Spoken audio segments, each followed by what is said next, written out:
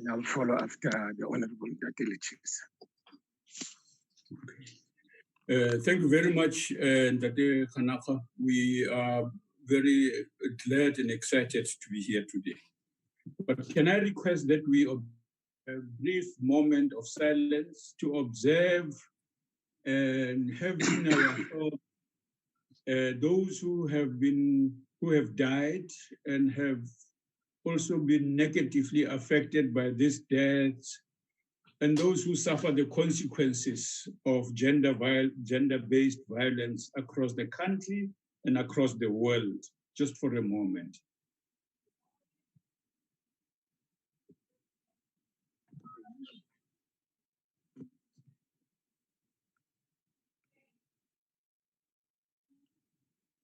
Thank you.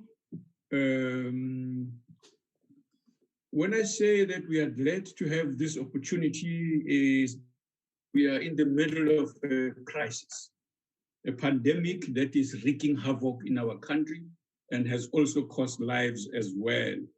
I hope we also have in mind those who have been felt by COVID-19 in our country, and in fact has exacerbated the problems that we are going to discuss today. And so my wish is that today, let's remember that as your program, some of the information and the program that you have circulated indicate, this work has been going on. So we must consider ourselves present in this forum as a continuation of a relay. We are carrying a baton that others has passed on to us, and we must do so, remembering the great efforts they took to try and persuade us to do the correct things. In fact, the kind of society and country that many lost their lives is that it must be free of violence and it must be peaceful, and that people must be able to live together as equals in our society. That mission, that objective must remain the guiding reasons why we do the work we want to do. We have great respect for the leadership provided us by the leadership of the continent and part of the world who said to us regarding women and men as equals and others as equals is an important basis for humanity. Those of us from the African continent who believe in Ubuntu, humaneness, Ubuntu, this is the legacy that we would like to revive and to ensure lays the foundation for how we relate as human beings in our country. And so this is an important opportunity. The many things that we are going to be reflecting on, we hope will include critically contributions of what we can do that perhaps we haven't done or haven't done enough of. So that should be the focus of our contributions, so that when we part in the next 2 hours, we leave with enough of ideas from all of you present here, having spoken, but also having written in the chat room, because that will also be harvested for all the good ideas that you wouldn't be able to say in the forum openly, but also can only do so in writing. Please do not hesitate to do that. It's an important contribution to these discussions. But please, when you mention a problem, propose the solution, because it will help us. Let's build on the work that's been done before. And I hope that you are going to be, this is Sunday noon, so you are at your freshest today. So we expect only good ideas and good creativity so that we can build on what we have done before and put it forward. In the past, we have spoken about the necessity for this men coming together and so on. But I don't think, if I may say so, because of the, I attended a webinar recently of looking at the national strategy against gender-based violence and its implementation. And I didn't feel satisfied that I think we did enough to communicate the work we are doing as Men's Forum, because no forum must meet in our country especially and not know if they are dealing with these issues that we're going to talk about, that we have been doing this work consistently. So let's undertake from today onwards that we must take responsibility for that not happening enough, but we must act to change the situation, communicate the work we're doing, so that the difference we made is going to be visible and will be heard in every forum that discusses this question of gender-based violence. That's my opening remarks, and I welcome you here. And please, just remember to put on your shirt if you forgot. Someone did forget this past weeks to put on a shirt, was lying in bed. It didn't quite come across well, but I'm just reminding those who may have forgotten. It's not a bad idea. It's always nice to also feel free in your home and so on. But remember to put in the shirt. We would like you to contribute your ideas. We mustn't be focusing on all other things and so on. Gadisha, please take over, and then we will go on as we proceed here. Thanks.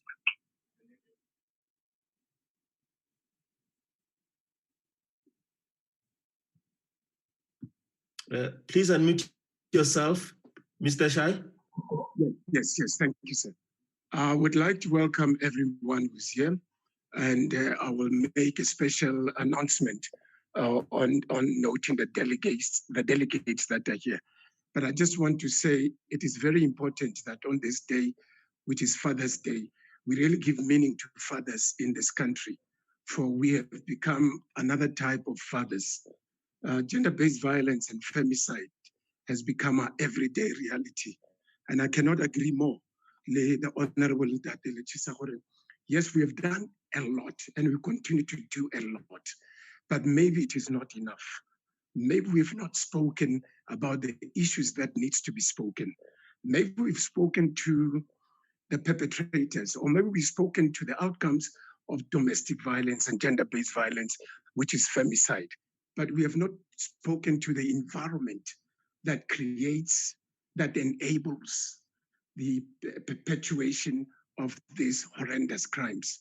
I am hoping that in our submissions and our discussions, we'll note the omissions we've made in our commissions and campaigns and address those omissions so that we really create a deficit in the crimes committed against women and children.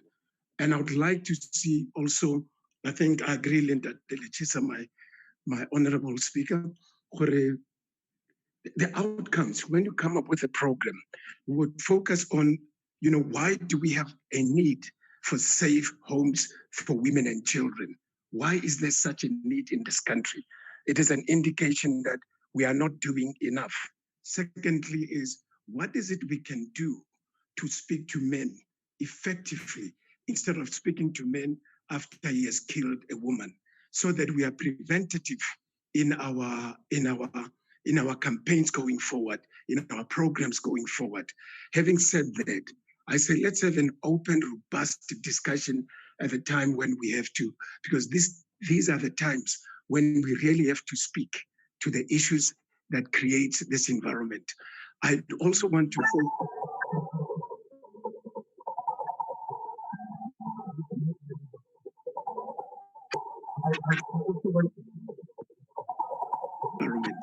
I also want to say we must be take cognizance of the damage that society, and especially Black people, have gone through since apartheid. That while the country transformed, I also want to say with rights women and rights of men, we have not focused on men. Men were left trapped in patriarchal society. And we keep saying it is patriarchy, but we have not done enough to educate I'm hoping that when we prepare to get to speak today, we will also address the issue of how we eradicate harmful patriarchal beliefs, tendencies, and acts within our patriarchal society. I thank you. I think I'll hand over to Dr. Lechisa to lead us through to the next item. Thank you, Ndade. As we do so, let's also welcome our special guests today. Let me start with the Deputy Chairperson of the NCOP, Mayor Sylvia Lucas. who with me are delegated the responsibility for what we refer to as sectoral work. In other words, pulling together systematic ongoing campaigns around sectors that are critical. So this is how we cooperate and work together to realize some of those goals. They include the subject matter that we are talking about here. So we'd like to welcome here. And so should we, especially also the Deputy Minister of Social Development as a key partner in this process, who did critical work in mobilization on the ground to realize the coming together of men to do the work that they are doing as part of their overall agenda.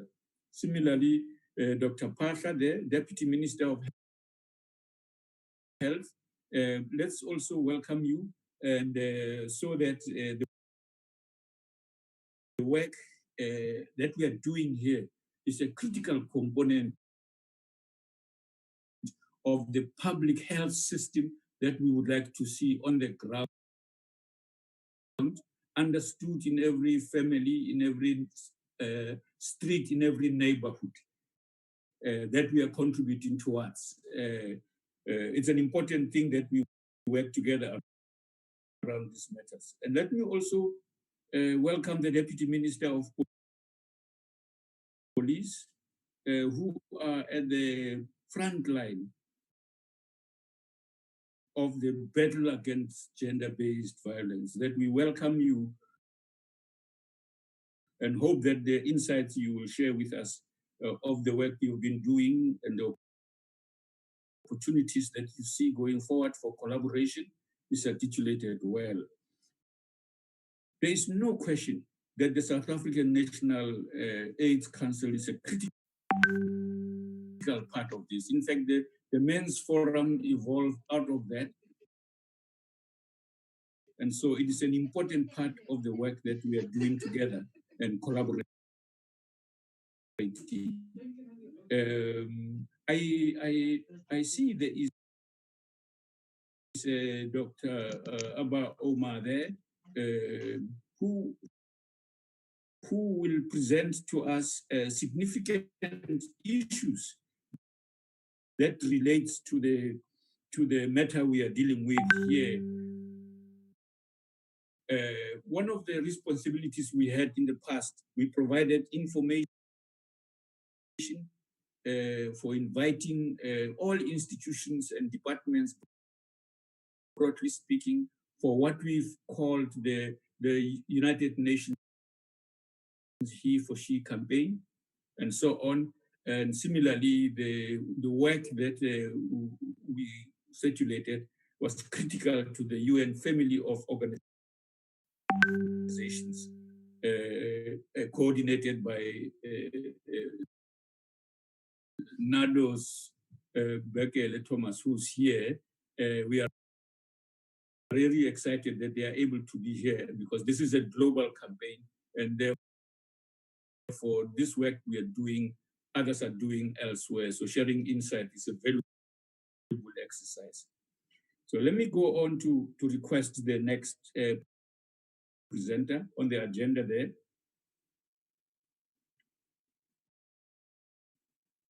Ngatishai, please call the next speaker.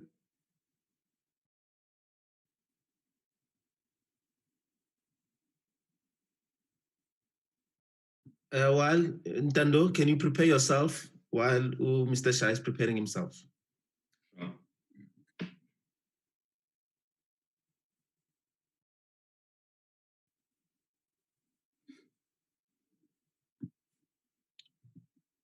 Mr. Ntando Yola, please come in.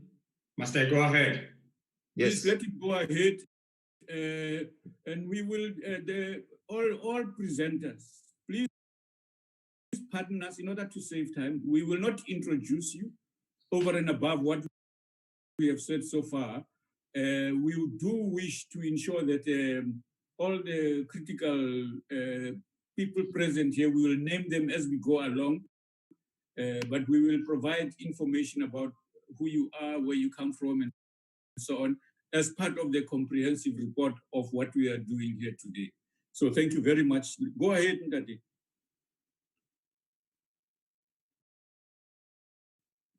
You are on mute, Ndati Shai.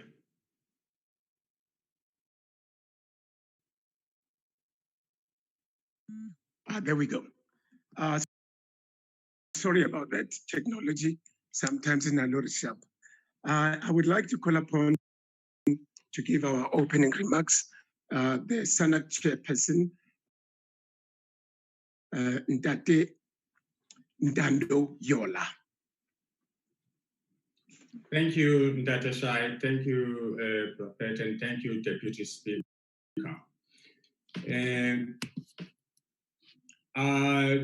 To the deputy ministers of different departments, the social development, Department of Health, the Department of Police, and other departments that we might not be aware who have joined us, to the Deputy Speaker of the National Assembly, the Deputy Chairperson of the National Council of Provinces, representatives of Chapter 9 institutions, the international partners who are with us here today, the men's movements and partner organizations, and I think most importantly to the fathers, men and boys of the nation,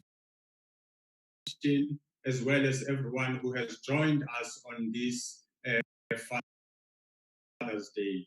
And as the South African National AIDS Council Men's Sector, we are aware that some are saying that this is not a happy Father's Day. And I think all of us who are here know the reason why we feel this is not a happy Father's Day. However, it is also important, as we have determined today, to really ensure that on this day we gather in this manner, because Father's Day is a day to continue to honor fatherhood. It is a day to celebrate and highlight a critical social role that fathers have to play in families, in communities, and in society. And we all want to live in a society where humans live, thrive, and become all the good that we are looking for as part of being humans. Now, as fathers, we have a role and a responsibility to contribute towards the society that we want, towards ensuring a nation where children not only live in fear and live in the midst of all the ills that they are experiencing as part of this nation. We are all having a responsibility in ensuring that we have a nation where the political, the social, economic freedom that we all fought for is alive in our lives today. I think as part of this Father's Days, I've also invited my son to be part of this conversation, so that as part of all the programs that we are working on as the men's sector and all our partners through our campaign of Takwane Ime, which is a vendor phase that highlights the important role that men have to play in ensuring that we mobilize all men and stand against all forms of violence in our society. And today we really have gathered here as a way of ensuring that we continue with programs. This is not just a program for Father's Days. It is important to highlight that as this movement, we really are continuing with all of the work that has started a few years ago, and we have really mobilized men who can stand and be dedicated in ensuring that as a collective of men and as a collective of boys and as a collective of all organizations that are working with men and boys, we really are standing against all forms of violence against women, against children, to challenge and fight all forms of gender-based violence, to fight and stand against all the incidents where men are raping women, where children and women are being killed, and all forms of abuse and violence against women and children. And we really are doing all of this in the corners of all society, in the streets of our townships, in the villages, in our homes, in our communities, in the districts, in the metropoles, in the towns, everywhere where all of these atrocities are experienced in our communities. And therefore, as part of this day, we are really welcoming everybody and encouraging that we continue with this dialogue and recognize the important role that dialogue has to play in society. Dialogue is not just about dialogue, but dialogue is about ensuring that we come up with action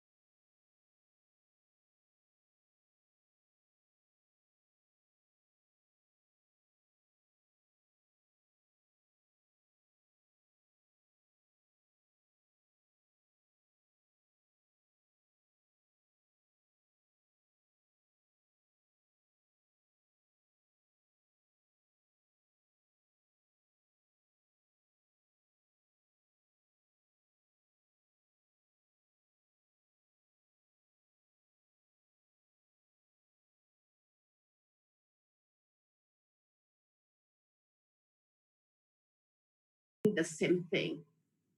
What happened?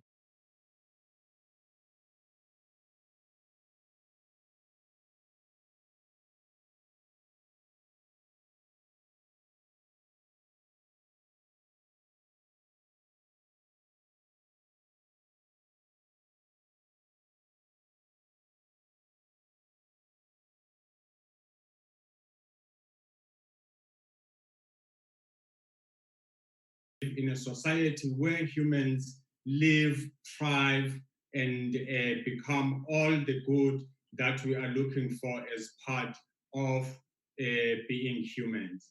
Now, as fathers, we have a role and a responsibility to contribute towards the society that we want, towards ensuring a nation where children not only live in fear and live in the midst of all the ills that they are experiencing as part of this nation. We are all having a responsibility in ensuring that we have a nation where the political, the social, economic freedom that we all fought for is alive in our lives today. I think as part of this Father's Days, I've also invited my son to be part of this conversation so that as part of all the programs that we are working on as the men's sector and all our partners through our campaign of Takwane Reime, which is a vendor phase that highlights the important role that men have to play in ensuring that we mobilize all men and stand against all forms of violence in our society. And today we really have gathered here as a way of ensuring that we continue with programs. This is not just a program for Father's Days. It is important to highlight that as this movement, we really are continuing with all of the work that has started a few years ago, and we have really mobilized men who can stand and be dedicated in ensuring that as a collective of men and as a collective of boys and as a collective of all organizations that are working with men and boys, we really are standing against all forms of violence, against women, against children, to challenge and fight all forms of gender-based violence, to fight and stand against all the incidents where men are raping women, where children and women are being killed, and all forms of abuse and violence against women and children. And we really are doing all of this in the corners of all society, in the streets of our townships, in the villages, in our homes, in our communities, in the districts, in the metropoles, in the towns, everywhere where all of these atrocities are experienced in our communities. And therefore, as part of this day, we are really welcoming everybody and encouraging that we continue with this dialogue and recognize the important role that dialogue has to play in society.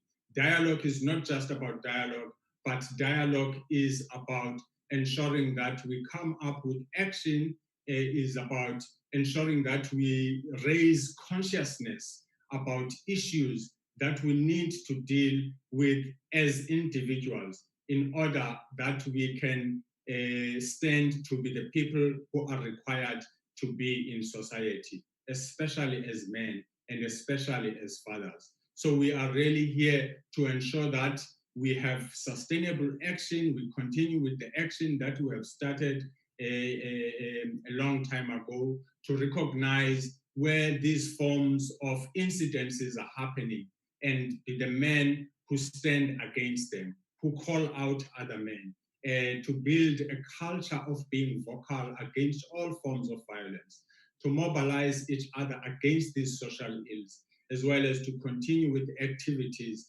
in all the streets, the communities, and everywhere where we live to ensure that South Africa is a society that we all want. With those words, we'd really like to welcome everybody and want to encourage everyone to be part of this dialogue and ensure that we play the important role against all forms of violence in South Africa. I want to thank you. Thank you, Chairperson. I'd like to take this opportunity right now to welcome the following delegates. Deputy Speaker of the National Assembly, my co-chair, Ndate Lechisa Tsinodi. Deputy Chairperson of the National Council of Provinces, Honorable Sylvia Lucas. Deputy Minister of Social Development, Henrietta Bogopane Zulu. Deputy Minister of Police, Honorable Castle Matale. Deputy Minister of Health, Dr. Joe Patla. United Nations Coordinator, Ms. Nado Bekela Thomas, and UNFPA Country Director, Me Beatrice Mutali, United AIDS Country Director.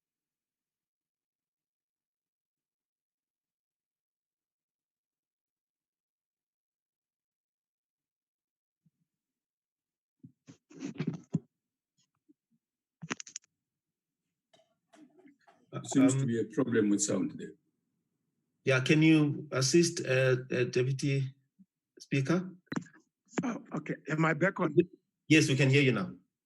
Okay, the chairperson of the Commission on Gender Equality, Metamara Matebula, and the commissioners. We also like to welcome the CEO of Love Life, Dr. Linda Ngube Nkomo, CEO of the Center for Communication Impact, Meg Claudia Shilumani, CEO of NDA, Meg Tambo Mzombe, Acting CEO of SANAC, Me Sezeka Nokoduga, Chairperson of the National Men's Sector, Ilingtate Yola. As the other names come in, we'll continue to introduce and welcome them. We welcome you, our honorable leaders, in this fight against gender-based violence and femicide. I thank you. Ndate Tsenolo, Can we go on to the next item, please? Please call the next speaker, Ndateshai. And can we request that all speakers who are going to speak now, we have done the protocols. We have greeted the special guests. Those who have not been mentioned, please consider your name mentioned, and then do not feel awkward if it is not mentioned anymore, so that we save as much time as possible to create opportunity for people for later to comment and so on. So let's proceed with the next speaker. Please introduce the next speaker, just name the next speaker. Thank you, my honorable colleague.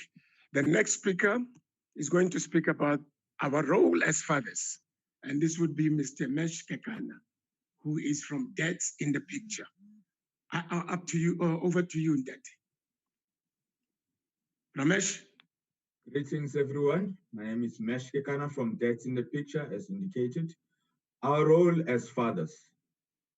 I'd like to start by painting a picture. As fathers, we are tasked with the responsibility to provide. Provision varies in the form of tangible things and intangible things. Our tangible provision includes shelter to house our children, as well as providing education, food, clothes, security, and various other items that require contribution in one form or the other, but mainly money to attain. We are tasked to ensuring children development spiritually. We are tasked to ensuring that the children are emotionally well developed, as well as their physical well-being. All these could be classified as intangible. More to that, once the provision has been adequately done, the children are rich. Once they reach maturity, it remains our responsibility to make sure that we nurture them, coach them, and hold their hands into adulthood, no matter how much they actually feel that they know it all. The truth is, moms and dads, we need to understand that parenting is a teamwork. I'd like to make it clear to everyone that approaches that have been done previously, where these roles have been defined by society and culture. Fathers to provide, but not only to provide. Fathers provide alongside the moms, yes. Unless the fathers are in tandem with the mothers, the nurturing normally fails. We might think that it doesn't fail, but the problems arise when the child itself is an adult. And we need to be very clear about it, because being a parent comes with responsibilities way before the rights. The rights of mothers and fathers cannot come before the rights of children. The fact that the mothers carry the children full term, it's one thing, but the father's rights are the ones that are probably not clearly defined. They do financial provision, and we always look at that, and that becomes critical. But then there's many cultures that encroach on the non-tangible provision by fathers. Dear fathers, you have to know, you absolutely have to provide for the children. You absolutely have to care for your families. You absolutely have to make sure that you support the mothers in this journey. Differences normally come with socialization. By this, I'm alluding to the fact that simple issues of family planning decisions, for instance, they lean more towards the one parent, normally the mother, also the father at times, depending on who actually is prepared for that role of parenting. This matter brings me to one issue of communication. Two people plan a child, operative word being plan. However, we know that the voices of fathers in their absence are normally never as audible as they should be. No excuses will be taken for the absence of us as fathers, because we have ways and means to actually find a way into the children's life. But on occasions when issues of contribution to the child's well-being are being debated, we find one question that seems to be making the rounds. What is each parent's contribution towards the problem? I mean, fathers are normally synonymous with papgeld, paying of papgeld. Is that really what it's all about? Let me generalize and look at the journey of how we get to problems that actually disrupt our role as fathers from being taken out properly. The journey to problems normally has the journey to the solution. Until we actually are prepared to look at how we got to that problem, how we got to the absence we will not resolve this. But while we're looking for that, we still want to say to the fathers, you need to provide spiritually, emotionally, physically, and financially. It is not going to help to say, I'm going to stand back because I am not getting the access or because I am not getting the support or the recognition. In each of these cases where support, where grooming, where coaching, where mentorship by fathers or even by mothers in some instances is withheld, the child is the one that suffers. Whenever the issues or reasons that lead to an irresponsible behavior are unpacked, we embark on such emotionally. I mean, I've seen it on a daily basis. Emotions are part of how we need to address things, but we cannot resolve issues of this nature, issues of gender-based violence, issues of rapes, issues of alienation, by just purely looking at emotions. As that's in the picture, we have proven that there are always excuses and a number of valid reasons why fathers are absent. But the absence is not an option because the child has to be fed, the child has to be supported, the child has to grow on a daily basis. One fact though remains, one doesn't know what one doesn't know. I do not know how important it is for me to be in my child's life unless by the grace of God or in my character, actually, that information is available. Alternatively, I need to really be coached. I need to really be given the information. If I didn't share this information, for instance, about the session today, most of the dads wouldn't have joined, with the exception of a few who actually would go and find out and follow me on these different social medias. The question that follows now, are we actively coaching, grooming, mentoring boys and men into positive fatherhood? Or are we letting the streets and media be their point of reference? Follow-up question becomes, whilst faced with all these societal issues that has been linked to nurturing, especially the absence of fathers, do we have any intention of cohesing and supporting the fathers in their journey as key partners in parenting? Majority of mothers have gone through coaching. That was mostly passive, but continuous within the confines of homes and communities they grew in. To add to that, knowledge and expertise, women are socialized in many ways to aspire to be the best mothers they can be, while men are socialized for patriarchal payment. Yes, they are socialized that all that they are good at is to make sure that they support. The word support in itself does not speak to the nurturing of a child. It does not speak to the role they need to be played physically, emotionally with their child. It is not primarily the mother's fault that men are aloof or are not engaged in rearing of children. Irrespective of how much she might contribute in the form of gatekeeping and parental alienation, there are other issues. When you look at gatekeeping, we look at parental alienation, these remains big battles that fathers, as well as a good number of mothers, fight. It requires special attention. If we are to successfully bring parents fully into their role of provision, our fathers lament the structures that support and perpetuate continuous marginalization of fathers and their systemic paging from the children's life. This might sound like an excuse, but it is the one that keeps propping up when we talk to fathers. Now, if we are tasked with bringing the fathers to book, we need to have certain answers for them ready. Most of the fathers that we've engaged as a fatherhood movement actually want to be part of the children's lives.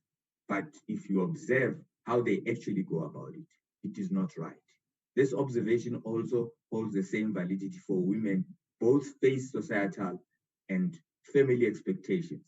We look at how the decisions are made to have children, because those very decisions actually contribute to the very same decision to stand away from children, to actually alienate other parents, to actually not want to pay patriarch, because patriarch is the one stick that is being used. A child has to eat. That I will reiterate. A child has to dress up. So money would need to exchange hands at some point, one way or the other. But if it's only the money that we're looking at, then we have an even bigger problem. These security issues that some of our young people go through, some of the alienation they go through, some of the pain they go through in societies, influence whichever way, how they would come out. If having a positive voice male in your life contributes 1% to building a right character in a child, isn't it worth fighting for that 1%? And my question to men to say, would you want to withhold that 1% from a child? The 1% that might make the difference between the child ending up in jail or in drugs. We can label a man stupid, useless, or a sperm donor, deadbeat for that matter. That, however, does not do much for the child whose rights to being cared for and having a relationship with both parents is violated. We can continue to pour resources into campaigns that seek to call out men and even punish them. That I'll support. However, whatever the wins we're going to get in that approach can never be compared to the positive influence an involved father could have afforded the child, as shown by various qualified researchers. In closing, in a broken society, we need to raise men that make responsible decisions, choices in all spheres of their lives, especially when other lives are involved. These lives being the lives of fellow men, the women they interact with, as well as the children, not just their children, the children in the communities they find themselves in. We need to intentionally mentor, coach, and groom boys and girls into responsible adults, free of societal and cultural pressures. Groom them that when the day for them comes to make a decision and make a choice, they make the right one. Choices that people make are based on options available to them at the moment. Believe you me, you will not choose something that you do not know. We all choose something that we know. And sometimes we take it for granted that people know what choices to choose. Fatherhood is something that we need to really look at, because fathers don't just happen. They are raised in families. They are raised in communities, in social media even. I'm a son. I'm a nephew. I'm a brother and a colleague and a friend, an acquaintance and a partner. I also happen to be a father and an uncle to daughters and sons. Their well-being is intertwined with my existence. I cannot and will not be silent in the face of atrocities they face every day. Fellow brothers, please hear me. I am not okay with the violence, the lawlessness, the abuse throughout our communities. We need to change it. With me, I thank you. Thank you very much, Ndate, for your useful insights and problematizing our socialization. And in addition to everything you said about yourself, you're also a man in South Africa with a specific history, and you are in an African continent with a specific history. And those are factors. When we look for solutions, we must identify the roots of them in those circumstances that we are talking about. Thank you very much. Let's invite Ntate Shai to invite the next speaker, please. Thank you very much, and well spoken, Ramesh. One that we've become like animals today, and I like all the points you raised. Well, then, without waste of time, call Mr. Craig Wilkinson, a father, a nation. He will talk to us about virtues of a champion man. What does it take to become a champion man against all these challenges that men are faced with?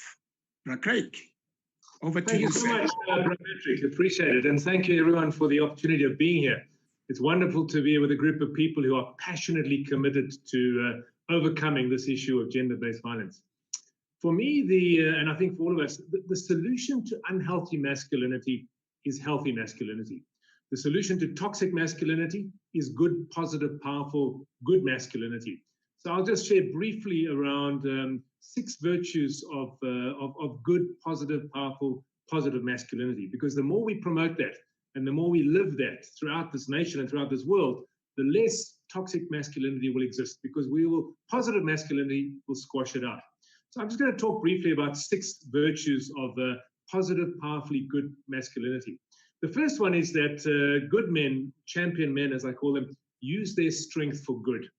We as men have strengths, and that's played out. I mean, the statistics are, in terms of gender-based violence, is horrific in this nation, and we're seeing men using that strength badly.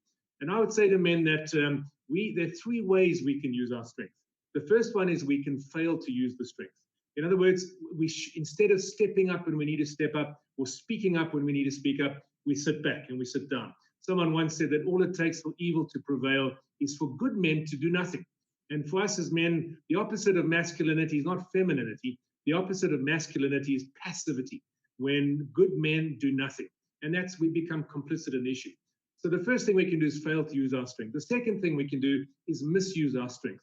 And we're seeing that so often today, where men are using their strength to dominate and to control and to abuse and to take what's not theirs. We see that in politics. We see that in business. We see that even in churches, where men in positions of power, abusing that position of power, using their power in a wrong way to take and to dominate and control.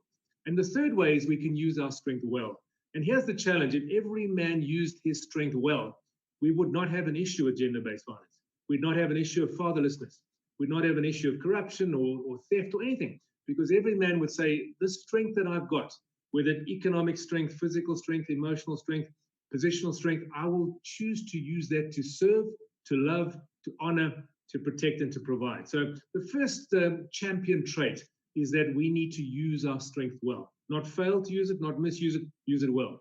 The second virtue is that champion men tend their fields. You know, it's the farming analogy. When a farmer has a field and he has cows and cattle, etc., and some fields of wheat, he tends that field. He looks after that field. And using that analogy, every one of us as men has a field. And in that field, we have people who rely on us. We have jobs and responsibilities, and we have ourselves in that field too. And I think one of the virtues of a champion man is I will take responsibility for and tend my field, that any person or anything that's in my sphere of influence will be safe, looked after, cared for, protected, and fathered if I have a child. So this issue of tending your fields as men, you know, we as men, sometimes we make decisions, that result in things. And a true man steps up and takes responsibility for that. And he looks after everything that's been given to him to look after. People, things, money, material, responsibility. So virtue number 2 is we tend our fields. Virtue number 3 is true men or champion men define themselves and value themselves by their character, not by their possessions or their position. You know, a real man says that even if everything is stripped away from me, I lose my job and I lose my car, etc., what remains is what makes me a man. So we live in a world where men are defined often by, I talk about the 4 big lies of masculinity: the sex, power, money, and big boys don't cry. These are the main 4 lies we hear as men when we grow up. That I have to have lots of women, and that I have to have lots of power, and that I have to have lots of money, and if I don't, I'm not a man. And these are absolute lies. And the 4th one is that as a man, I can't cry or be vulnerable or show emotion. So as men, we need to say, you know what, let's counter those 4 big lies. A true man is someone who's able to commit and stay faithful to one woman. A true man who is not a man who has power, but a man who uses the power he has well. A true man is not defined by his possessions or his money, but what does he leave behind? You know, someone said that the poorest man can leave behind the richest legacy. Why? Because he loves and he cares and he protects and he provides and he inputs into his loved one and his children. So he leaves behind this legacy of beauty and character. So that's the 3rd virtue. We define ourselves by our character, not by our possessions. The 4th one is that true men and champion men build a band of brothers. You know, a lot of research is coming out now that most men are lonely. And men, when we're lonely, we walk alone and we carry our burdens alone. And no one calls us out. And we don't call each other out. And we don't have these mirrors of brothers that are telling us that, hey, you know, Craig, you're messing up there. Or, hey, Craig, you're a good man. We need a band of brothers. Men commit suicide on average 4 times more than women. 4 times more men kill themselves than women. And one of the reasons is we carry our burdens alone. You know, we have friends that we go to watch a soccer match or a cricket match or rugby match. We have friends we can watch sport with and drink a beer. And these are friends, but we seldom have friends where we can be vulnerable to, where we can call each other out, where we can honor each other and be brothers that stand together in this life, to walk with each other, to be good men, to hold each other to high standards of what it means to be a man. The 5th virtue is that champion men mentor the next generation. You know, young boys look to older men to model what it means to be a man. And so often a young boy looks up to older men, and what does he see? He sees them drinking, and he sees them. Sorry, I think. Yes. Sorry? Sorry, Matome, I can't hear.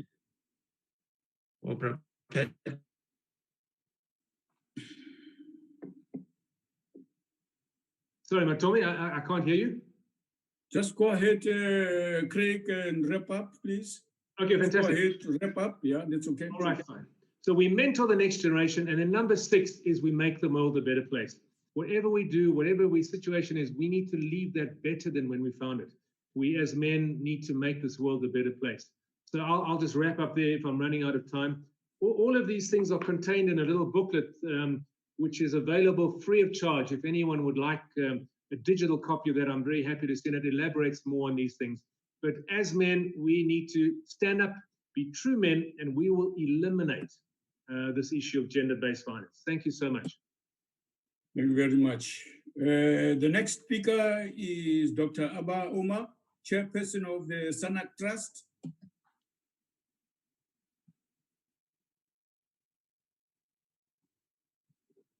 Abba, are you there?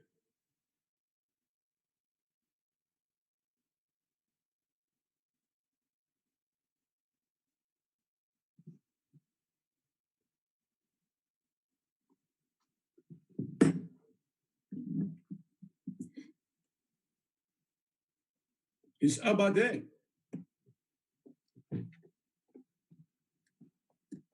Should we then not go to the next item while he's getting ready?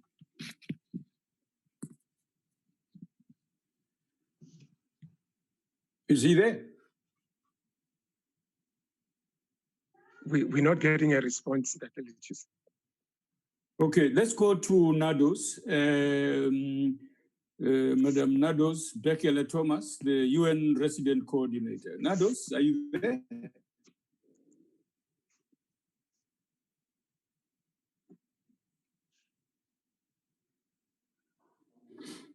Is it connection? What is it? Oh, there she is here.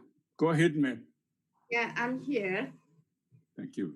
Thank you very much, my brother, the Deputy Speaker, the chair of the NCOP, and all religious leaders and all participants, like what you have instructed us, all protocols observed.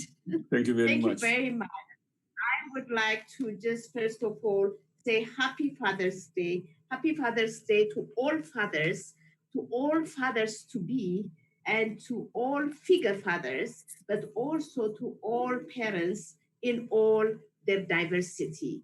Happy Father's Day. Today has been a wonderful day, and thank you very much for this occasion, because we are discussing at this important day one of the critical challenges of society, which is the gender-based violence. And coming from you, Deputy Speaker, and all those men that have been speaking and committing themselves, this is something that is an amazing event for me. And if I become emotional, please forgive me, because this is a topic that really, is just deep in my heart, being a mother of 4 girls.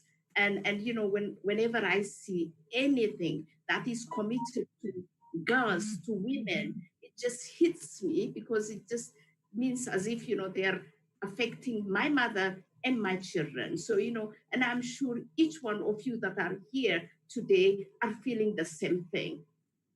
What happens to anyone, to X, to Y, to Z, is something that is happening to us, to our children, to our mothers, to our sisters. Therefore, it's something that is affecting a family, that's affecting a society, and we need you men to be with us. And what I would say today is that what has been from, for so long been advocating the he for she initiative should be something that should be translated in terms of, what we do, what we think in our minds, what we feel in our hearts. We should carry it in our minds and in our hands. Today should be the day to pledge that, we should stop and prevent violence.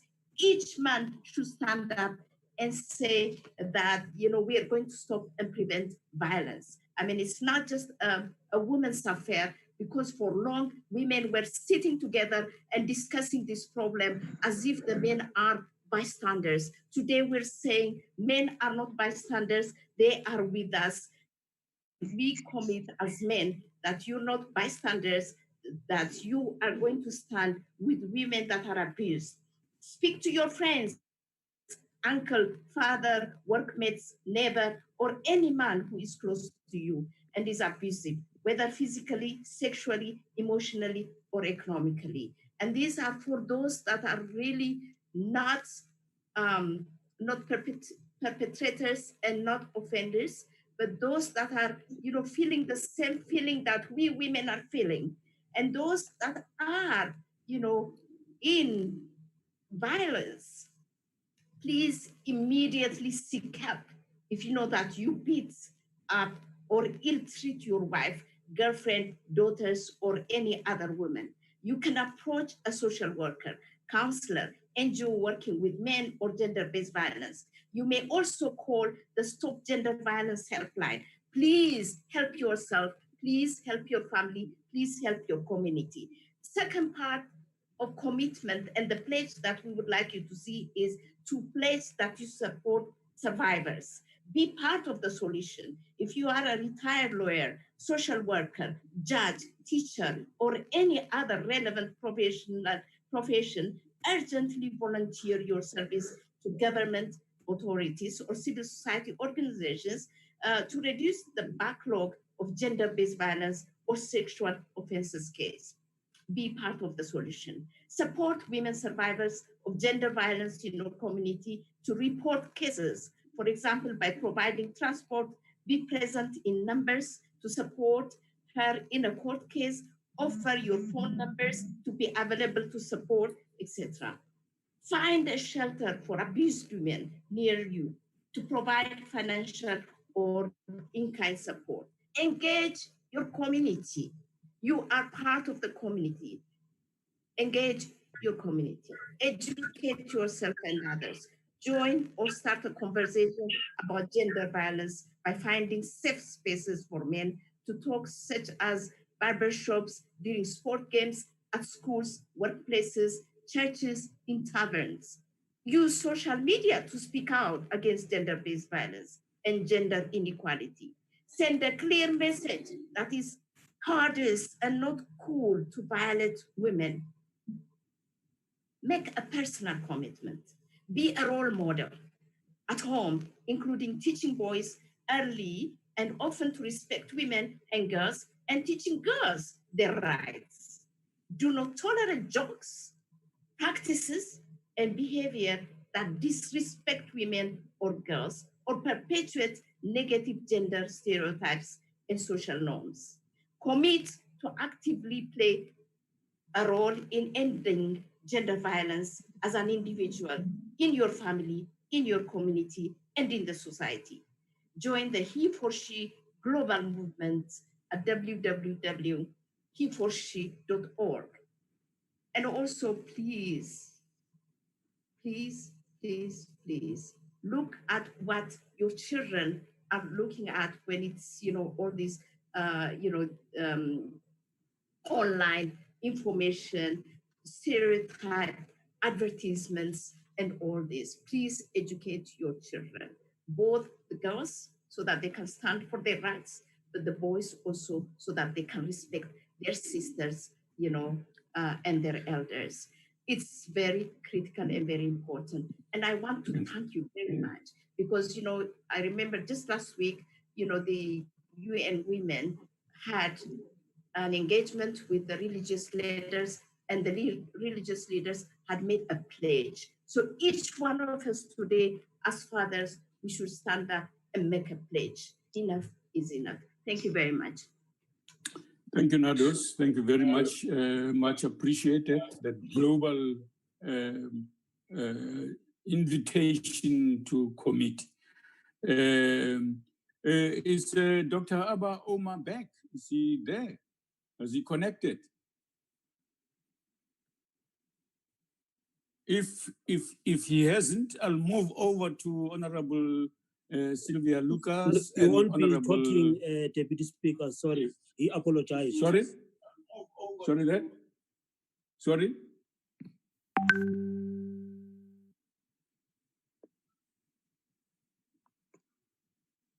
I didn't hear that, Daddy. Hello? The Sanak Trust chairperson won't be part of the program. He apologized, but Sanak is present. Oh, is there anybody who's going to speak on behalf of the trust? No. No, not at all. Okay, all right. Let's go to my colleague, Honorable Sylvia Lucas, to briefly make remarks, and then I'll ask Dr. Joe Pasha to follow her immediately so that we go into discussions. Thank you very much, co-chairpersons, to the Honorable Deputy Speaker in your capacity as the Deputy Speaker, to the Honorable Deputy Ministers, to the Presidium of the National Men's Dialogue, also to our international partners, particularly from the United Nations, different agencies, Mr. Shai, and protocol observed. It's very strange for me to say protocol observed because in my position, it's always have been expected of me to acknowledge everyone, but I'm sure I've heard people doing this by acknowledging protocol. I hope it's acceptable from me. Good morning to everyone. Once again, we meet in this kind of situation, although very different since we are meeting virtually, although we can see each other's faces, but it's so difficult sometimes when you want to really engage meaningfully. But let me from the onset wish all fathers of our nation a very blessed Father's Day. Blessed in the sense that we wish you to enjoy a peaceful and a very sensible day. Because in today's era, we are faced with this anomaly that our fathers become unsensible. They are not really doing what they are supposed to be doing. We are seeing them as fathers, but they are not realizing that, particularly us that grew up in a very patriarchal era. Fathers was the head of the society, head of community, head of households. Fathers was those that we looked up to. But today we are in a dilemma because we are not experiencing the same, particularly in South Africa, where over the past few months we have experienced a very cumulative onslaught on women, and particularly with regards to the issues of gender-based violence, where our women and our children, particularly our girl children, are losing their lives through brutal and atrocious acts of violence meted against them. The crime against women in South Africa report by Stats SA indicates that at least in South Africa, it's 5 times more likely for women to be killed through gender-based violence committed by intimate partners or by men. And that is becoming more and more important, that all of us need to develop an urgent response to this because it's persistent and these patterns that we are seeing, and it's interwoven into our social norms and our power relations. It's leaving deep scars on society that is affecting both the psychosocial trauma, community cohesion, and the stigmatization of survivors and development outcomes. It is the most extreme expression, and we are repeating this on different platforms, of the unequal gender relations in society. It is a violation of human rights, and it becomes a health issue globally that cuts across boundaries of economic wealth, culture, religion, age, and sexual orientation. Wherever it occurs, it is a major obstacle for ensuring gender justice, which further poses a serious threat to democratic development and public health. Gender-based violence, femicide, is a huge barrier to achieving sustainable development, economic growth, and stable communities. We need a paradigm shift that will assist us to decrease and eventually end this kind of violence. It entails a focus on the root causes, on violence founded on gender-based power inequalities and gender-based discrimination. and we need to accelerate. The backlogs at forensic laboratories, it need to be cleared. We need to make sure that we address through our judiciary system the issues of gender-based violence, sexual assaults, and femicide. We must make sure that we make this sex offender list public so that anyone can easily access it. And we must make sure that there are really stricter jail sentences for perpetrators of gender violence. And I am really pleased that we can work together in this forum. And I really hope that, like, some of the people feel that this is a talk shop, but I'm sure that it is not a talk shop, particularly since we met the last time in November with the main sector of SANAC in Parliament. We heard about all the plans across provinces, across localities, and particularly as they pertain to programs aimed at addressing gender-based violence. We crystallize synergies, and we need to make sure that we put partnerships among strategic stakeholders in order to make sure that the fight against gender-based violence and femicide enable greater impact in our societies. We have recognized as Parliament that we need a nationwide response to gender-based violence and femicide, where every sector and every individual in our society can participate towards ending this scourge. The partnership with the main sector is recognized as one of Parliament's ongoing efforts to activate multi-sectoral interventions and actions to address gender-based violence and femicide. Pursuant to what we want to achieve as a collective, it is important to reflect on commitments also made by the main sector and our stakeholder engagement. This is also an opportunity to once again revisit and interrogate interventions already in place and address challenges, identify where the interventions are working, and replicate such strategies. We would love to hear feedback and progress with regards to the implementing of our Street Champions initiative, and in recognizing the urgency of the femicide that is taking place, a decisive plan of action is also expected to be agreed upon, which must have a better impact. If we want to further exercise our lawmaking role, and I'm speaking on behalf of Parliament, we will solicit the views of women regarding the enactment of a femicide legislation. It is a resolution of our 2019 Women's Parliament, where women appeal to Parliament to enact legislation that will specifically respond to femicide, because our women and children are perishing at the hands of their intimate partners. We will really continue to exercise our oversight role to make sure that the executive address what we want to see, a total review and assessment of this national gender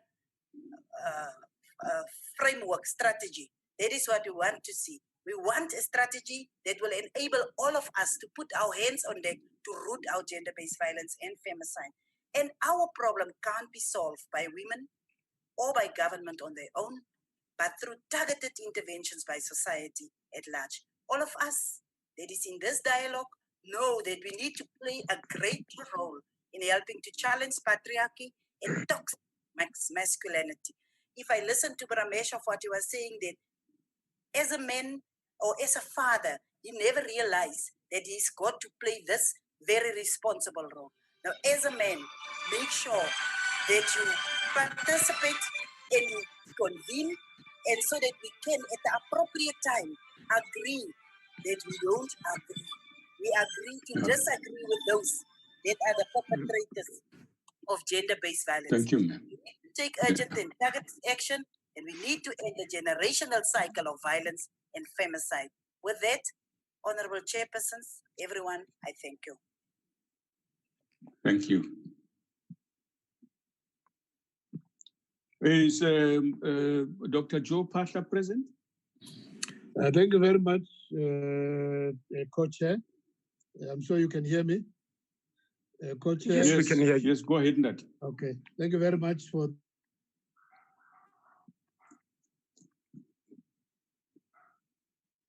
you as a co-chairs and my colleagues who are present, Deputy Minister Bokopane Zulu.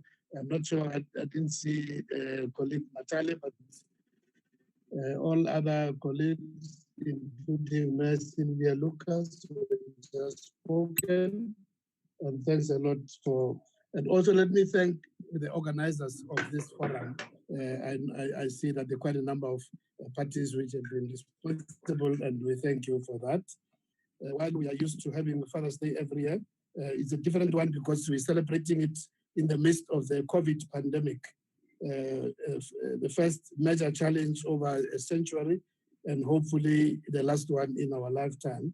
As such, as we celebrate it, we also have added responsibilities of supporting our families and communities in the fight against COVID-19. Being a dad, a father is one of the most important roles a man can have, which would bring joy and pride as the blessings of fatherhood. Raising children is an incredible privilege and tremendous responsibility that distinguishes fathers from ordinary men. As we know, this Father's Day's theme for this forum is Fathers Speak to Heal the Nation. And indeed, very relevant as we're also facing another pandemic as expressed by His Excellency, our President, who has recently labeled gender-based violence as the second pandemic. As millions of women around the country continue to demand an end to abuse, and increasingly everyone in every corner of the world is calling for men to take action as well. Equally, as South Africans, we are calling on men to join the world in celebrating this day by pledging their commitment to fight the scourge of GBV, by challenging unhealthy messages about gender, sex, and violence around us, and to take a responsibility by all of us.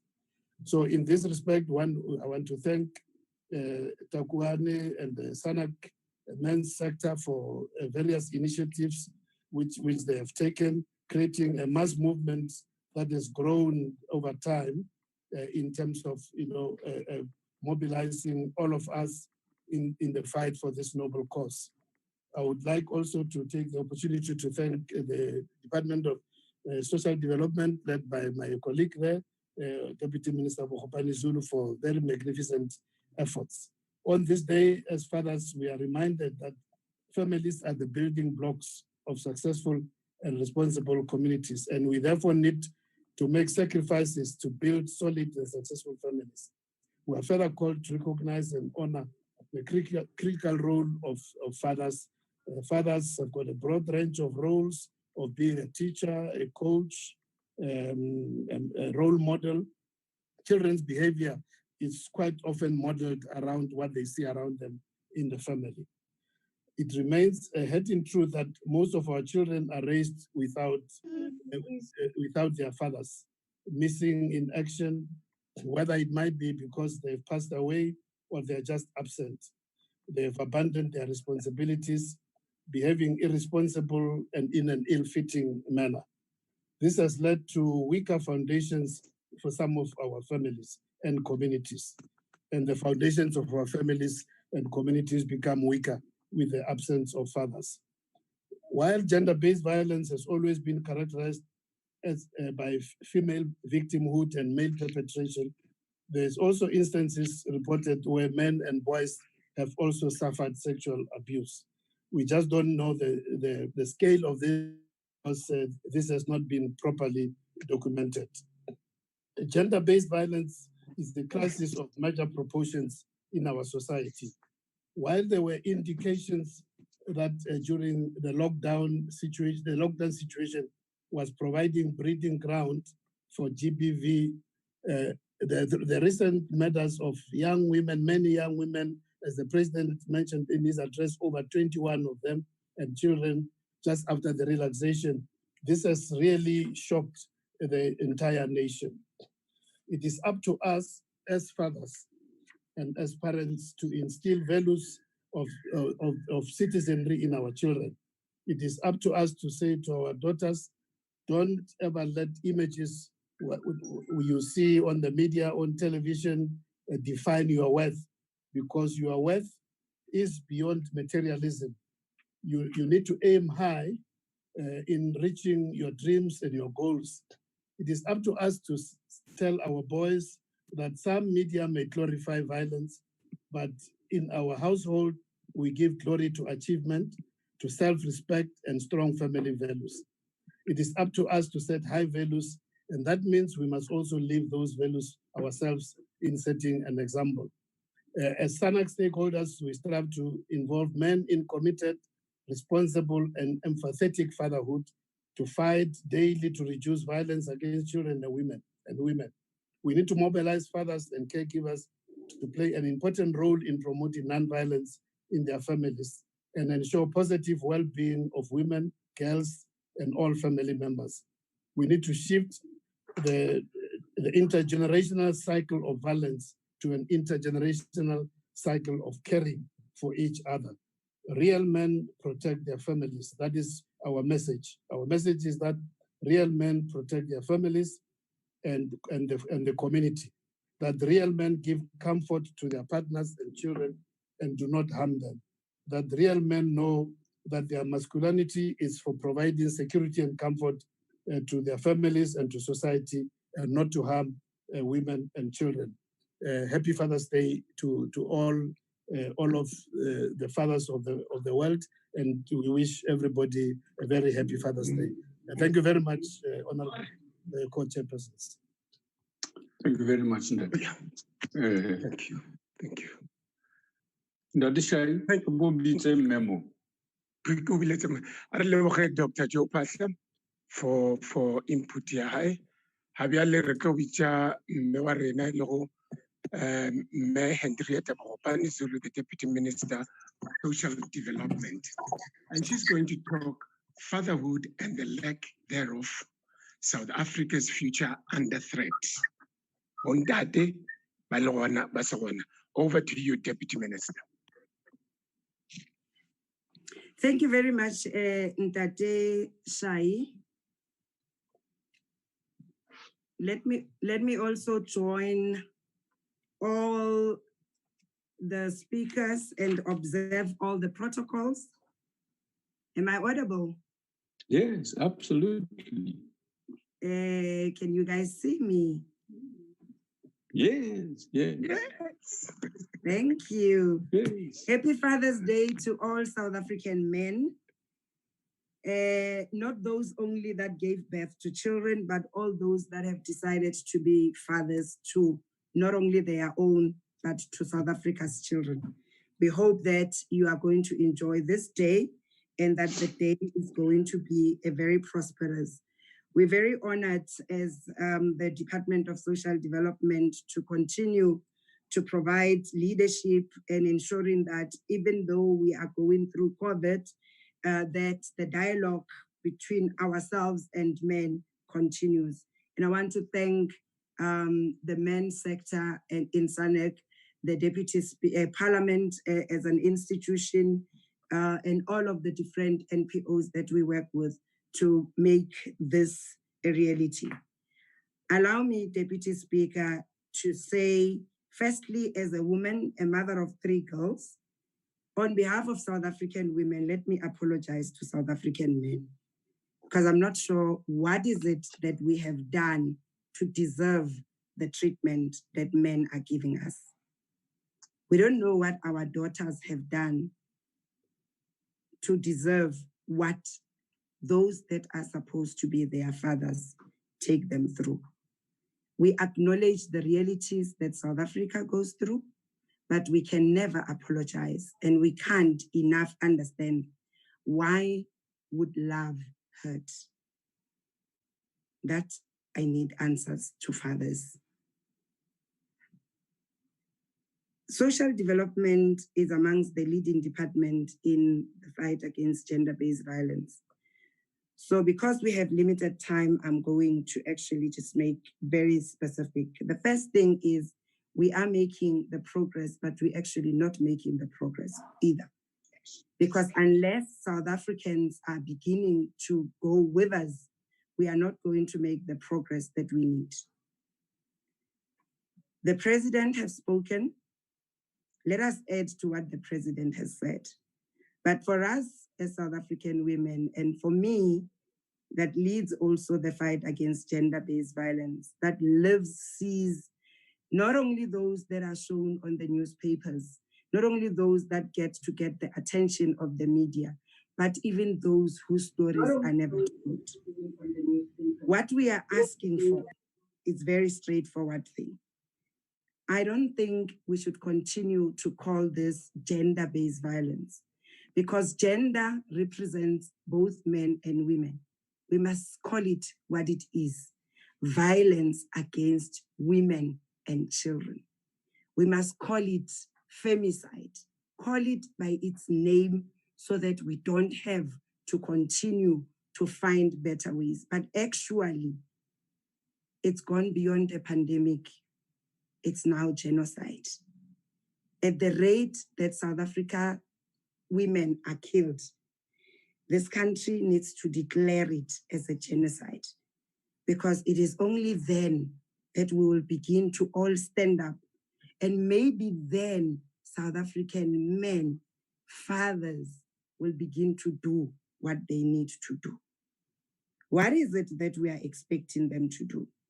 First, we're expecting South African men to not call for minimum sentencing, to lead the call that those that commit crimes against women and children, that crimes against women and children must be Schedule 6 crimes.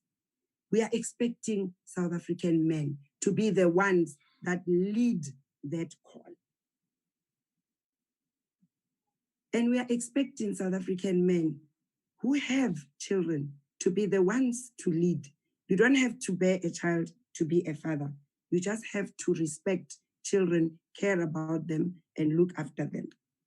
What are the things that we need to, our takeaways, that puts South Africa's future at risk? Because the rate that we are going, this country has no future. It won't have a future because of the way we are raising our children. It won't have future because of the way men are behaving. We won't have a future because of the way that we are treating even our girls. Men, when you are an old man and you go to have sex with a child younger than being your daughter, that is the beginning. Sorry, ma'am. Just 1 second. Could please people mute their mics if you want to talk, because otherwise we hear you. So it becomes difficult to hear the speaker on the platform. Let's do that.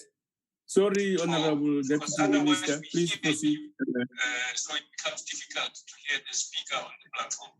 Let's do that. Sorry, Honorable Deputy Minister, please so it becomes difficult to hear the speaker. Thank you very much, Deputy Speaker. We are a nation in pain. We are a nation that requires healing. We are a nation that's hurting. The pain doesn't start when you are a man.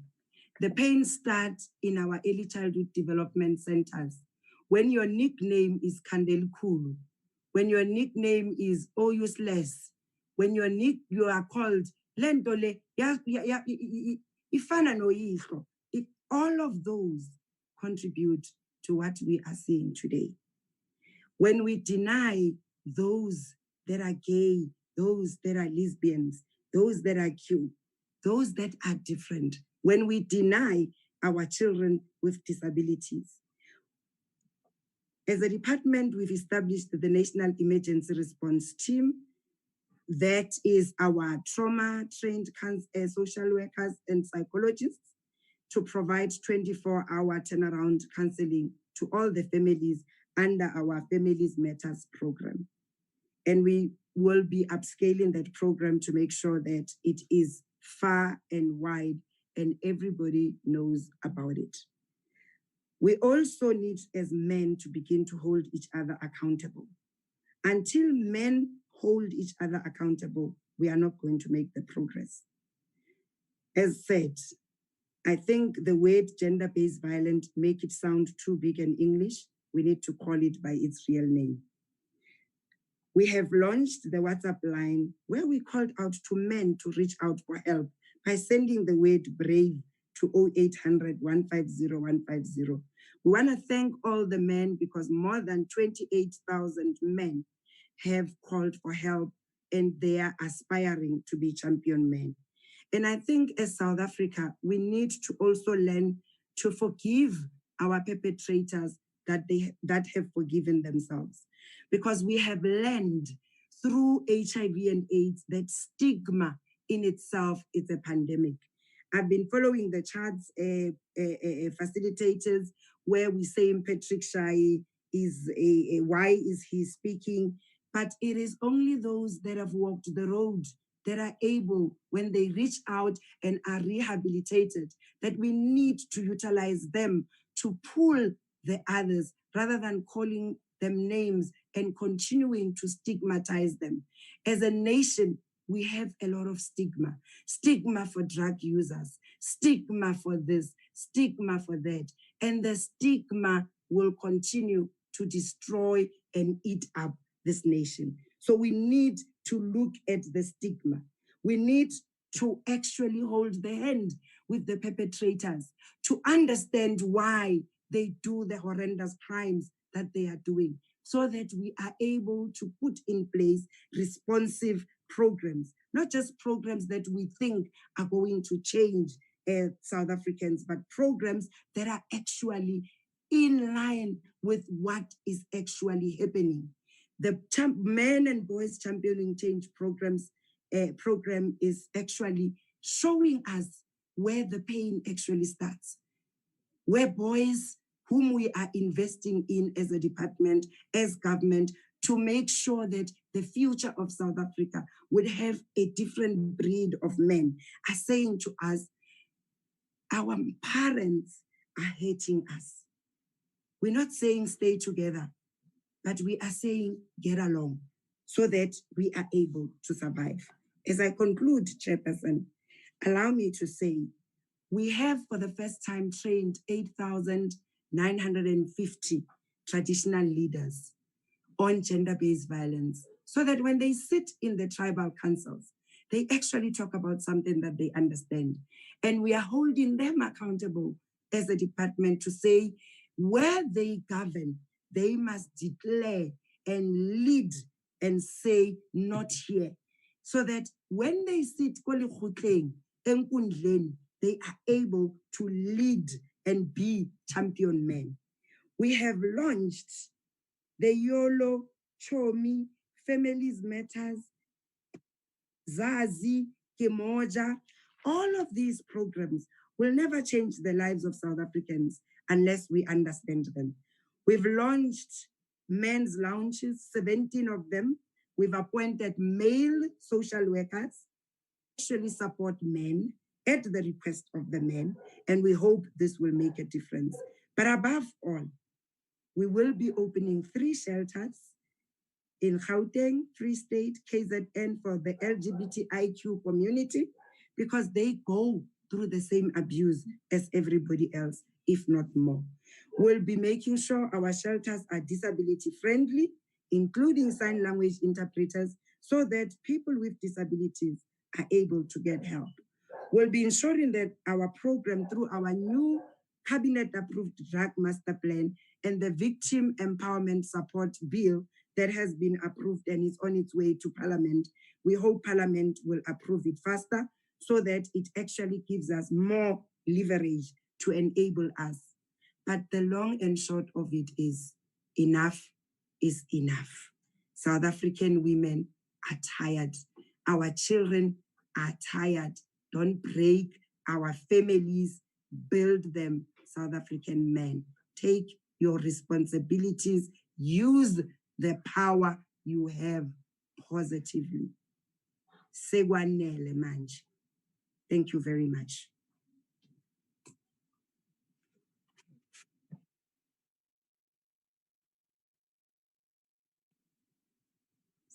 Deputy Minister, I want to respond to your recommendation that perhaps we must change the name to this being violence against women. I I want to express a slightly different view.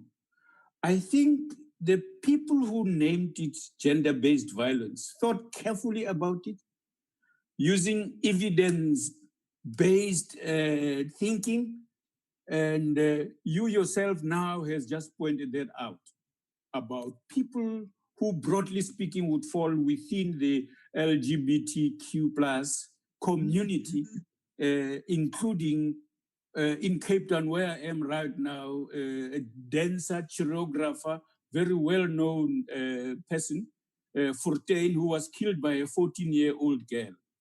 That in fact, the violence is bad in and of itself, whoever it is applied against, that young boys, many of them vulnerable, abused by men and so on, is inappropriate, and we cannot now say theirs can hang on whilst we'll deal with one against women.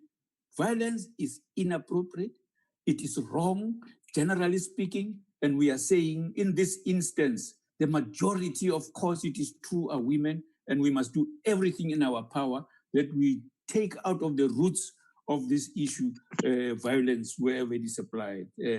We're now coming to, unfortunately, because of the, perhaps the management of the time, and this being the first of our online activity, so to speak, as the Men's Forum, we need to enter into discussions. But I think what it will mean, Dr. Shai, is that we have almost 15 minutes, 10 of which are within what people may say, one or two things, and then we wrap up so that we follow it up soon. There is no question that this is the way to engage, given COVID-19 and the lockdown. And so this is the sort of thing that we are going to have to work with in future, so that we, now that issues on the agenda, that they will be engaged thoughtfully throughout the period, that today will not be enough to be able to do that. So I'm putting it over to you, perhaps, as well as Dr. Kganyago, the chair of the things, so that when you pull things together around in the next remaining period, if we are to make our deadline, we create an opportunity for the next engagement.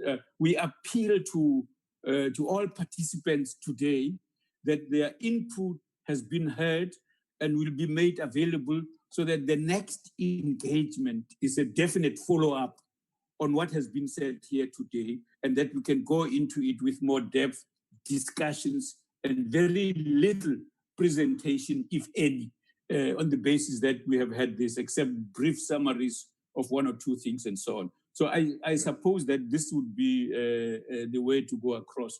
But please, let's hear what you have to say there and so on. Yeah. You are the next on those issues. Yeah. Thank you, my leader. I think, yes, let us open it up to a conversation, discussions. If a lot of presentations have been made, if you have a comment to make or a question, please make it brief, because we've got very little time. We're rushing towards meeting our target line. Now we open for discussions. Just to facilitate it, we'll start with Ellen Malo.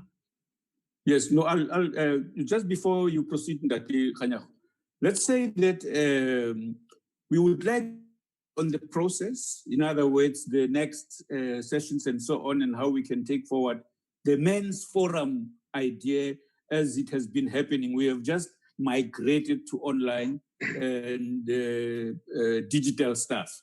So comment on the process, and then, of course, recommendations for what to do as a way that will enable us to get to grips with the matters here. Thanks. Aaron Numalo. Thank you very much. Thank you very much, Dr. Kganyago. And let me say firstly, happy Father's Day to all the men and fathers in the country. Let me observe all the protocol, specifically our esteemed and honorable Deputy Minister and the Deputy Speaker. To be quick and brief, there's two things that I want to highlight after such amazing presentations. In the fight against this GBV, there are two key elements that I need to highlight. Firstly is the political will by our political leaders to make sure and strengthen the fight against GBV. What do I mean by that? I mean, we don't see any, it only happens mostly after such an incident like this or during the 16 days. We need to have a standing program that fights GBV across the nation. Then secondly is this, there's a very key element that needs to be taken care of, the training of officers in the fight against GBV. I'm saying this because I have practically been involved in a situation whereby we were two cases that we went to report. I accompanied the victims to the police station, to our local police station. And the treatment that they're getting from the front desk from police officers deters people from reporting, both male and female. One of them was male and the other one was female in these separate cases. But the treatment that they got, that I witnessed personally, it then defeats all the efforts that the country is putting towards fighting GBV. So if there could be a standing program to train police officers, especially those that are found in the front desk, to handle their reports as they are reported, and not laugh at the victims or ridicule them or have them talk in public, because some of these things are sensitive. You cannot expect a victim to discuss all those things in the front desk. So with those maybe two comments, I'm saying thank you, and let's take this movement forward in the fight sternly against Inantimano. Thank you very much. Thank you very much, colleagues. I'll be very short. I wanted to, firstly, I need to congratulate the organizing this. I want to make around the issue of people who were previously in conflict with the law. I think the Deputy Minister made it clear that the reintegration of men who were in conflict with the law in particular is very important to ensure that we are able to take this process forward. One of our proposals from the Northwest is that for this year, we should look at the model of restorative justice as a vehicle for integration of people who were perpetrators of GBV. I think other details, I will take them offline with the Secretariat. Thank you very much. Thank you, sir. Silo Mukwera. This is Ngala. Silo. Hello? Can I speak? Okay, please. Yes, speak. I'm not sure if I'm recognized. Yes, you can speak. Recognized. Okay. I also would like to be recognized. Okay. CCI. Yeah. Nadia, you're recognized. Okay, thank you. So with me, it's one or two things.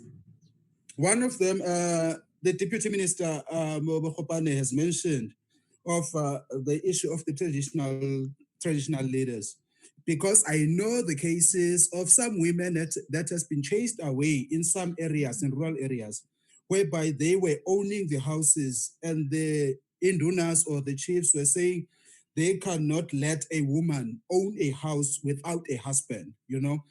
I know such cases, especially KZN. So that is one issue, and I'm not happy about it. Secondly, it's of the role of the schools, because with me, I strongly feel that we need to teach our kids the subject, or rather the module of the conflict management. You know, that's what I strongly feel.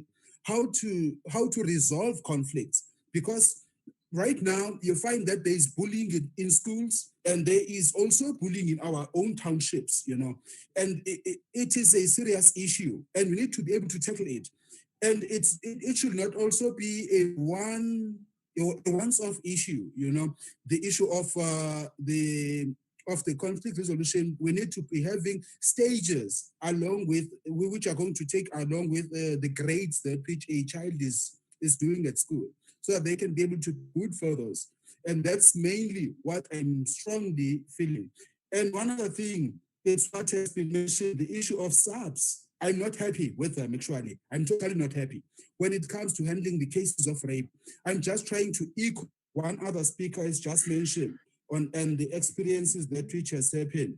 And at times you find that some men are not aware that what they are doing is considered violence, or rather it's because they think, because I haven't laid my hand, or rather put my hand on this woman, it's not violence, but in other ways, but you find that it's like silent treatment, or rather the woman is not given money, denied, funding the money to feed the family. Like for instance, there are men, let me make an example, quite example. I'm working, I'm earning 3.5, then I'm giving my wife only 8,000 rand, for the rest of the month. I'm going to interrupt you. We can't afford lengthy input. There's quite a number of us on this platform, but we've taken your point. You can come in, ma'am, on the screen. Claudia. Okay, thank you very much to everyone. I would like to thank the deputy ministers, the ones I work very closely with, the one for social development and health, and greet everybody else who's on the call. I want to make a point around doing the same thing over and over again and expecting a different result. For as many years as I can remember, the plans that we're talking about have been on the table for far too long. If you are doing the same thing, the same types of programs, the same approach for many years, and we don't see a different result, it is high time for us to go back to the drawing board and think of doing things differently. So what I want to put to all the fathers out there, being it's a Father's Day today, is go back home and reflect. Of all the plans that you have, of all the good strategies that you have, I'm challenging you to go and put it on the board and try and figure out what is it that is different this time. If you cannot count up to 5 different things on your plan, forget it. We need to do things differently. For 10 years, for 20 years, we've been talking about the same strategies, the same approaches. We are not seeing anything different. When I wake up and I see that an 8 months pregnant woman has been killed, it is personal. It is no longer business as usual. When I listen to the president and in his COVID-19 speech, he dedicates 3.5 pages to gender-based violence. It is no longer business as usual. So forgive us if we're not patient. We need to see action today. When it comes to femicide, women are being killed. We're not killing ourselves. Something is fundamentally wrong. We ran Brothers for Life for a good 5 years. In fact, more years than 5.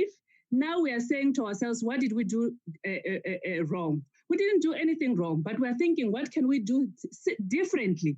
And rather than now targeting them at 18 years, which is very late, we are now going as low as 5 years old. We're saying at 5 years, we should be teaching you how to be a responsible citizen.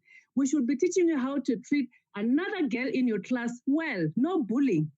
So when we teach them at that young age, by the time they reach 10 years, they reach 18 years, they are already socialized in the way they should be living with other fellow citizens. When you target them at 20, 21, those are already young men. They're already making babies for themselves. So it is rather a little bit late. So I'm challenging each and every father on this call today, go home and reflect what you have on the table as the action to protect women and children. Is there anything you're doing differently? If everything is the same as you're doing it the past 10 years, we need to think again. Thank you. Thank you. Sia, Tamo, please unmute and come in, followed by Bonga Zile. Sia, please come in immediately. Right. Thank you. And be short, very brief. Yeah, I'll be very brief. Thank you, Chair. It is very saddening to mark that there were measures set aside to combat the gender-based violence, but seem ineffective and non-existent. Our sisters and relatives are dying in the hands of dangerous perpetrators. My biggest question is, what else should these perpetrators commit to deserve harsher sentences? I haven't called for death penalty yet, but something similar would be helpful. I beg to differ with the minister when saying that this, at the end of the rehabilitation of these perpetrators, we need to shake hands to say what you've done was wrong. We need to set the record straight. If you have killed a human, remember that one of the fundamental rights of a human being is to live. You have taken someone else's life and you beg us to embrace yours. That is out of order. We need to set the record straight like the previous caller to say, let us ensure and enforce that the law is taking its own course and harshly. I thank you. Bonga, Jezile, quickly unmute, quickly come in. Thank you, Ntate Khanag. Mandibulisa kotata bonke. I think to all the strategies that are there, how about we try to have more sessions, Zamadoda, in a workplace, both public and private, because seemingly Amadoda are very angry and they don't have a place to discuss their issues. Therefore, if we can have, it should be a must in every workplace to have once or twice in a month to have a sessions for all the men to sit down and discuss and reflect so that they can try to bottle out whatever that is an issue. Otherwise, men are angry, and I think less of the platforms for them to sit down and discuss is what is needed. Thank you very much.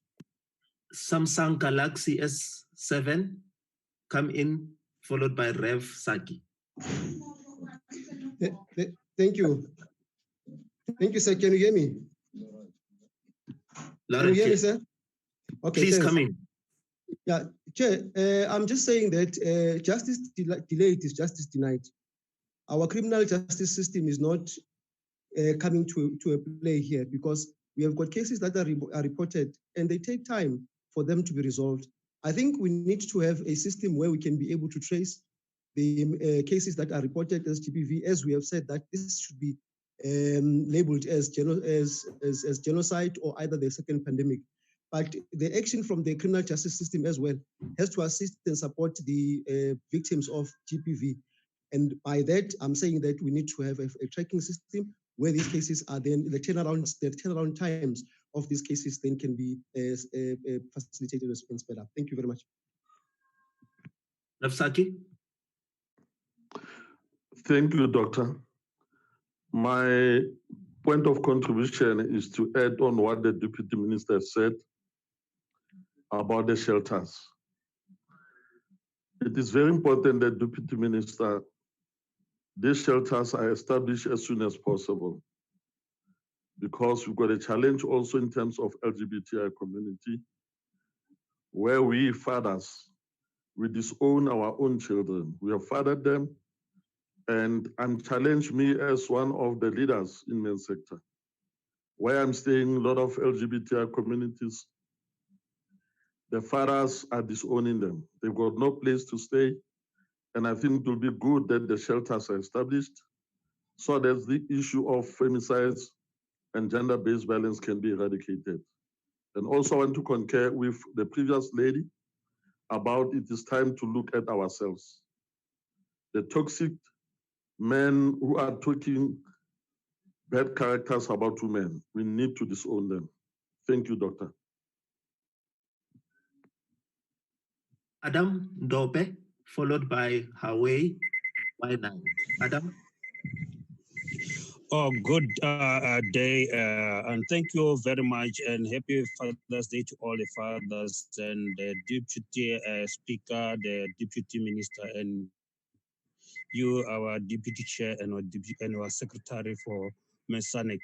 I want to add to add what the Deputy Speaker said about changing the name of gender-based violence, because when we do that, it means that we are sidelining the men that are being abused, because again, with the people who are saying that the people who were perpetrators, if they come back and rehabilitated, we said that we align them, we alienate them. It's not good because you'll never know what is the cause of this. And people are very angry. They need to rehabilitated. We need to cancel those people so that we move forward. And again, there are those programs that are being mentioned that they've been there for years. The only problem is those programs, they're being put into action in certain areas, in pockets, and they don't cover all the areas. But if these programs are there and they are really implemented all over the country, we can come and say, no, now we need to change. So that is my contribution, that whatever is there, let's make sure that it's really covering the whole area. And also about that name, that let us leave it as gender-based violence. Any violence against any gender, we say away with it. Thank you. Mr. Tau Muchaping, followed by Chawi. Good day. My contribution is that as men, we really need to start contributing to our families, because violence starts at home, violence starts within our families, and there's also a big gap between the parents and from us as the fathers and the children. So we need to narrow the gap by starting to participate and also to encourage our growing boys to become a good example or good role models in the future.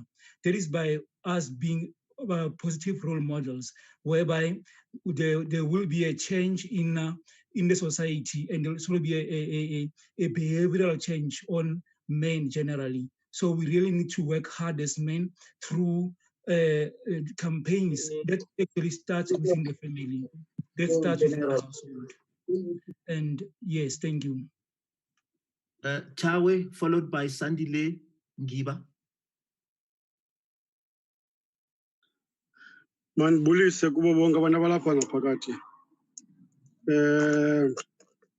You know, mna endiphazamisayo kuyo yonke lento is that ngexesha loba omkhulu ibingekho bezingekho ezinto bezimbalwa uba bezisenzeka, because sasithatha isigqibo ngabantu abadala. Thina la madoda akhoyo ngoku sinayo ingxaki, and afuneka siyibalekele. Kuyafiwa ngabafazi, and ukufiwa njengabafazi akho action esiyithathayo thina. Afuneka siyibalekele. Kuyafiwa ngabafazi. Isicelo sam madoda, isicelo sam, ezi ncoko azinawunceda kungekho action ethethwayo from our societies. Ingamadoda from i-society, including amapolisa. Sine-crisis enkulu apha, amapolisa angafuni usebenza. Anayo i-impact kule nto yokubhubha kwamanini. Kudingeka uba sihlaleni phantsi, siphakameni. Undoda ingonqeni ukhupha into ngomlomo ithi urongo mfondini, because into esenzayo siyahlekana apha xa indoda ibalisa into embi eyenzileyo. Uyiqume indoda ngokwakho, agqiba ngomso uzibiza uba uyindoda.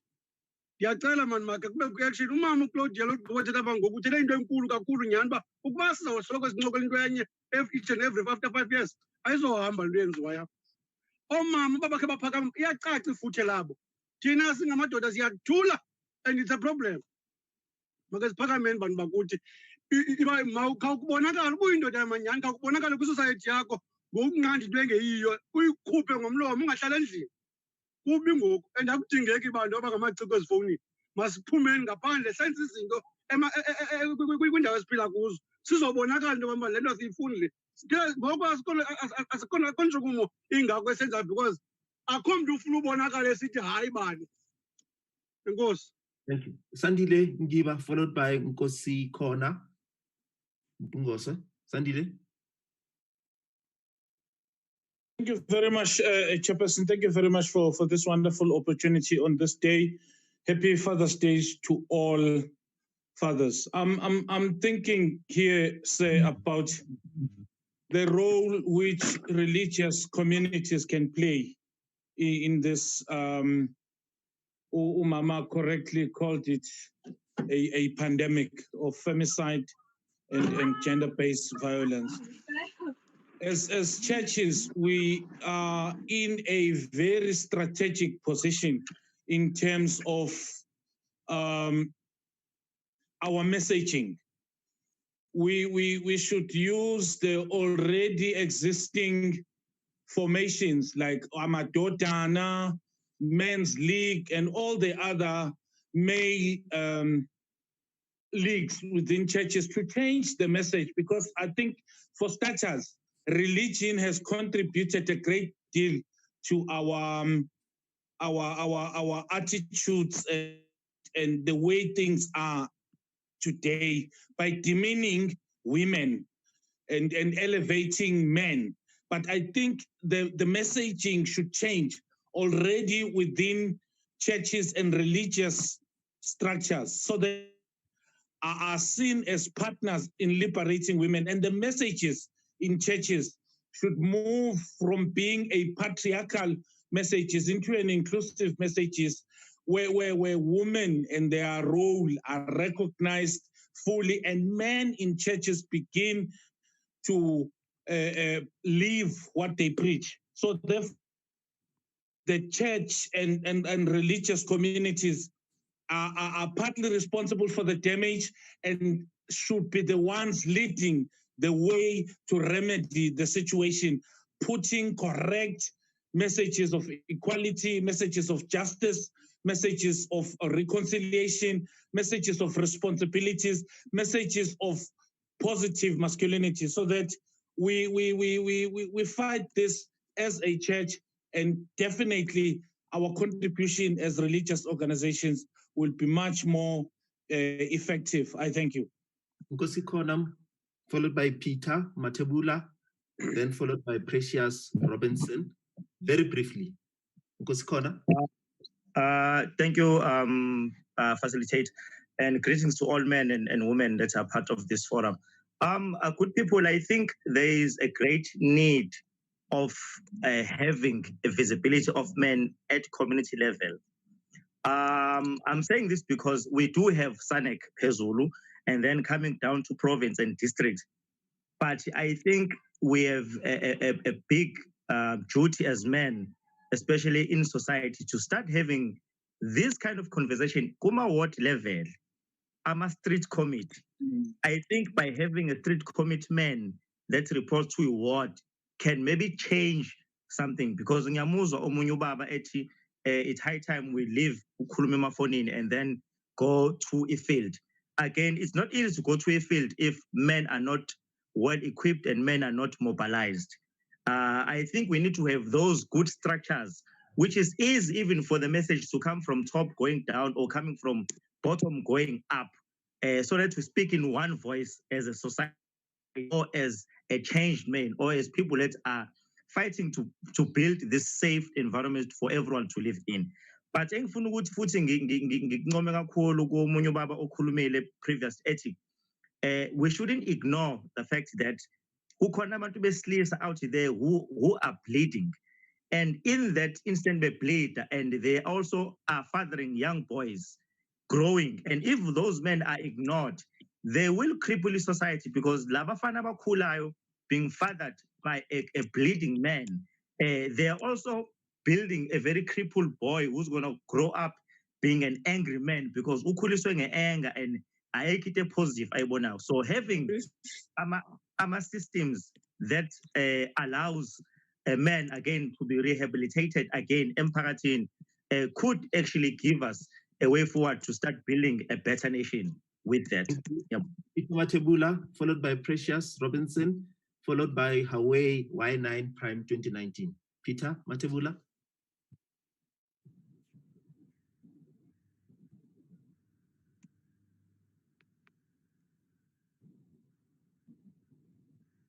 Peter, if you don't come in, we're going to move. Okay, can hear you, Precious Robinson. Okay, thank you very much, and happy Father's Day to the fathers that are dedicated out there. Mine is very short. I think a lot has been said with regards to what needs to be done to rehabilitate men, which I think for me it's way too out of order, because when we rehabilitate a person, it means we wait for this person to rape or to kill before we can rehabilitate. I think South Africa must now move towards a preventative intervention, whereby we look at a family as a support system, We all know that in this country, we have got so many broken families. We have got so many families where children are child-headed and they are sort of abused from that age. We also don't see in the system a system whereby when a child is at school and is showing some signs of depression or is being bullied or what, there is proper rehabilitation to ensure that psychologically this child does not harbor anger. What happens in our early childhood development centers? We've got social workers, we've got psychologists, but what do we use them for? Or are they even enough for them to be able to reach out to those families that we are talking about? We talk about pockets of incidences, but there's a lot that is happening out there. So I would appeal to this forum to go back and look. There's somebody who talked about us doing it from family and community at a world. That is the approach, whereby each and every family and its manners and its behavior are observed and are being assisted directly in a targeted manner. These things of us of waiting for when there is a Father's Day or there's the week for celebrating gender-based, it's not gonna help us. Let this country go back and look at what is it that the family needs to socialize and bring children. It doesn't matter whether there's a father or not, but if society at large is contributing to that family, we'll have a morally good generation. And the last bit is, can we go back and focus on, at schools in the morning, we used to have assemblies. I grew up a broken child, but it's through the prayers and everything that the principal was doing or the teachers praying that day, that I became a change person. And I think it can still work. Churches are out there. Let them not be money-making scheme, but let them contribute to the needs of society out there. Thank you. Facilitator Brapet, I'm going to call 4 names and then hand it back over to you to give guidance if we should continue or wrap up. So this will be followed by Hawaii, Y9, Prime 19, then Tabo, and then Fundisile, and then Mbamba. After those names, Brapet, please give us guidance, given that it's now 2:10. All right. Yes, sir. Happy Father's Day to everyone, all the fathers. Greetings to honorable speakers, MEC of Social Development, Bishop Bernard, Executive Council member in MRM here in eThekwini under the leadership of Bishop Bekempi Mkunu. I just have a comment and then a suggestion. My comment is regarding gender-based violence and what has been happening lately. I see the lockdown has been an eye-opener for us. As it was mentioned that it was a breathing ground, you know, for what has happened, the increase of gender-based violence. Now, you know, it's the same as COVID-19. We can't identify what the disease is, so we can't find it.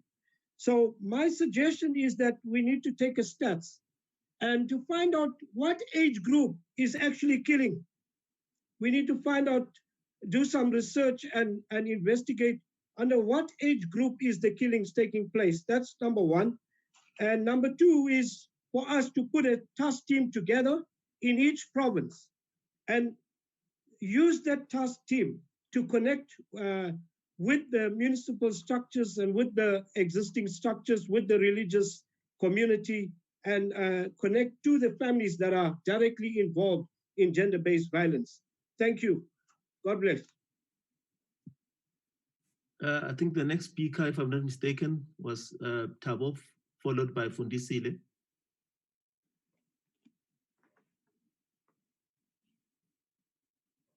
Okay, Fundisile.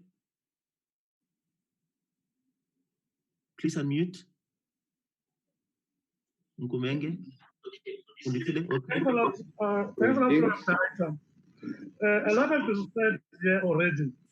I think I'll compare the gentleman who spoke earlier. Your TV is disrupting. We'll come back to you. I think we need more action at ground level. Sound is very bad.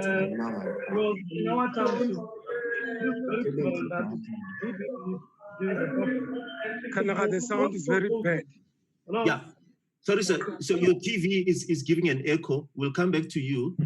So while you switch off your TV, can we go to Ndimbwe Mpamba? And please, if you've got your TV on, switch it off. Ndimbwe? Can you hear me? Yes. Yes. I want to greet everybody to say thank you for this opportunity. And I'm very excited to be given an opportunity to share. I mean, as much as we all want to say what we can, it all comes to one thing to say, what are we doing as a collective? We need to start doing things as a pair, not as one to say it's the girl side or boy side, or female side or male side. And I, on a personal view, I'll just share this, okay? I wrote this, okay? It's the challenge that became the challenger. If you adapt the situation, you become bold to have the courage to build the attitude that gives you the knowledge, the skill of understanding, which is the 180. But for you to accomplish, you have to understand that when you've understood the situation, your attitude changes to altitude. Skill, you become skilled. Knowledge, you become knowledgeable. From being courage, you become courageous. Having bold, you become boldness. And you become the adapter to allow the other person to give you their stance in society. So we need to go back to the strategies, and I will send this on the group or via email. I shall share my email on the platform. Thank you very much, and I hope we all got the message. Thanks, Fundisile. Come back in. Thanks, Mr. Speaker. Sorry for that, guys. What I was trying to say was that the speaker who spoke earlier, that we need more action on the ground, where we don't do talking over the screen and get involved with the boys right at the ground level. I work in a school. I've experienced this on a daily basis. Like the speaker who spoke earlier, that the boys now that are being raised, they come from one parent headed homes where they're headed by mothers. There are absent fathers out there. So we need in our communities those from where we have men who adopt boys so they can guide these boys. There are no values in our communities. You know, boys, there are no role models anymore. In the townships, the boys, the person they look up to is those boys, is the people who are doing crime. You know, the educated person are not looked up to by these kids. So we need to change the way we think right at the society, right at ground level. So my suggestion is that, like we are trying to do here in the Western Cape, as Ahmad Dumisa, a traditional structure here, is to get into schools where we try to bring men from the outside, try to work with the schools. In a case here where we are Xhosa people, before the boys go to the traditional right of being a man, that they are taught the values of what it means being a man, so that they can learn this from a very young age. Not to come and think that a man who's 25-year-old already, who has experience life, will try to change how they see things or how they do things. So we need to go back to schools, get the churches involved, get every man on the ground to play part. Because coming and speaking here using this good language does not really help at ground level. The problem is back at home where there are no fathers. Then we as men out there, we need to adopt those kids or those boys who are from the families that are headed by mothers. I thank you, Mr. Speaker. Brapet, there's only 4 more hands. I'm not sure if you want me to continue. Please give me some guidance. There's only 4 more hands. Okay, Brapet, while you're unmuting, maybe Ephraim Aseko. Hello, everyone. Hello. Nyavagala. Yes. Yes, we can hear you, sir. My name is Ephraim. At Malahleni. Ngiyezwa abobaba la sikhulumile kakhulu nge-gender based violence. Ask somebody to speak up your time. Lokunengi kwakhona ku-gender based violence cala vele emakhaya. ngoba nasemakhaya asibantwana bebafana siyakhethwa siyahlukaniswa thina labanye baphumelele kahle labanye abakaphumeleli kahle kunakwabona icala lapho i-gender based violence. So kakhulu mina ngikubukile ngibuka ukuthi kithi thina bobaba lesebakhulile namathuba lesinye isikhathi asizange siwathole ngokwanele. Kungaba njani uma mangabe kungaba khona inhlangano lebukelela kusitakala kwabobabe ngoba ngibo lebathwele imithwalo yasemakhaya ukuze bakhone ukuphungula indleko zabo babambile emakhaya bona ukuthi bakhone ukuthi ithuthukisa bona njengabobabe. Kuyafuneka ukuthi nako lokho sikubuke ukuthi bobabe labahleli khona emakhaya bona bayakhona kusitakala ngempilo yini na. Ngiyabonga kakhulu. Sibongile kakhulu ba. Prapet, please can I get guidance from yourself? We've got Peter Matebula, Tabom, and Swele Sana, and Commissioner Sidiko. Must we take those as the last hands? Can I propose that we do without undermining the facilitators, Matume? Okay, so Yes, without further please. delay, Peter Matebula, please, very shortly, and then the last hand is going to be Commissioner Sidiko, in between Tabo and Sana. So Peter, please, very shortly. Thank you so much, Chair, and afternoon, everyone. First, my proposal is that we need to start having a strategy of mobilizing all organizations in all provinces according to the way they work, according to their strategies or activities that they're doing in the ground. And then secondly, we need to also start by having AMA camps, as much as DM has already mentioned that there will be launches that are already launched in other places, but we need classes where men will go in and get lectured and mold in their doings or deeds that they are doing each and every day in terms of gender-based violence. Because at the end of the day, no matter we can talk and talk, if we don't deal with the root cause of the issue, we won't sort out the challenge that we are facing. So we need classes where men will go, as much as we do have now male social workers, so that men can be rehabilitated in their own spaces, according to their own way, where they will be feeling comfortable to and at least say what is the problem that they're facing. I thank you.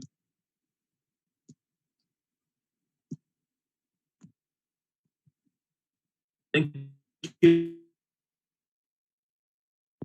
Tabo, come in, unmute. While Tabo is unmuting, Sana, you can come in. Mutsuso. Yes, sir. Okay, Tabo, come in. Yes.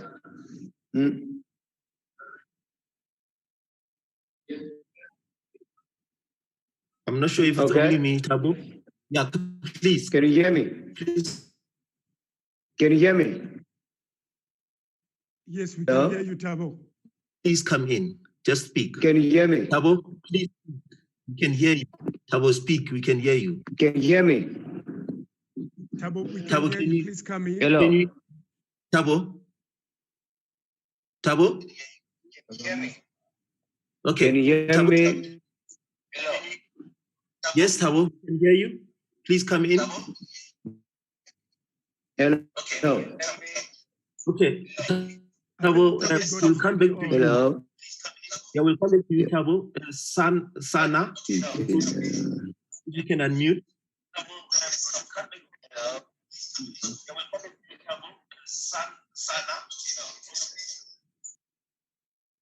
Okay, while Sana is unmuting, Commissioner, please come in. The gentleman, hello. We've noted your hand was up. iPhone, you'll also come in. We've noted you, sir. Thank you, facilitator. I think there are two key institutions that we should confront as men. One is religious institutions. Two is traditional institutions. These two key institutions, in their own practices, perpetuate gender-based violences. So as men, because most of these two institutions are led by men. So if we want to win the fight against gender-based violence, the first thing that we should do is to confront these two institutions within our communities, the churches and the traditional authorities. Thank you so much. Thank you. Gentlemen in the iPhone, you raised your hand. Please unmute. I think you Can are I with, talk, please? there's 2 of you on the screen. Unmute, yes, and come in. Yes, Mr. Matume, can I talk, please? Yeah, you'll talk after unmute. Yes. Yes, my leader, how are you? Good. Good. Yes, my leader, how are you? Can you hear I'm me? good. Can I? Yes, I do. Can you hear me, my leader? Please Yes, speak. I do. Can you hear me? Yes. Yes, I do Yes, hear you. actually, I'm the chairperson of the men's sector. I think I just want to where him who has assaulted a woman, but this victim has been running around. The police they only arrested him for 2 days. After that, he was released out of prison, out of jail, on Monday morning at 6 o'clock in the morning. So he has been threatening this woman each and every day. But now the police, they are not doing their job. So we want to find out that what can we do to stop this, because the police themselves, it's like they're enjoying this gender-based violence that is happening to women. Thank you. Thank you, Tabo. Matume. Tabo, we can hear you. Yes. Please come in and then we'll wrap up. You're the last person, Tabo. Yes, please. Can Tabo be the last person, Matume? Yeah. Can you hear me? Tabo, we can hear you. Please just speak. Okay, I think Tabo is struggling with the technology. We'll hand over back to you, Brapet. Yeah.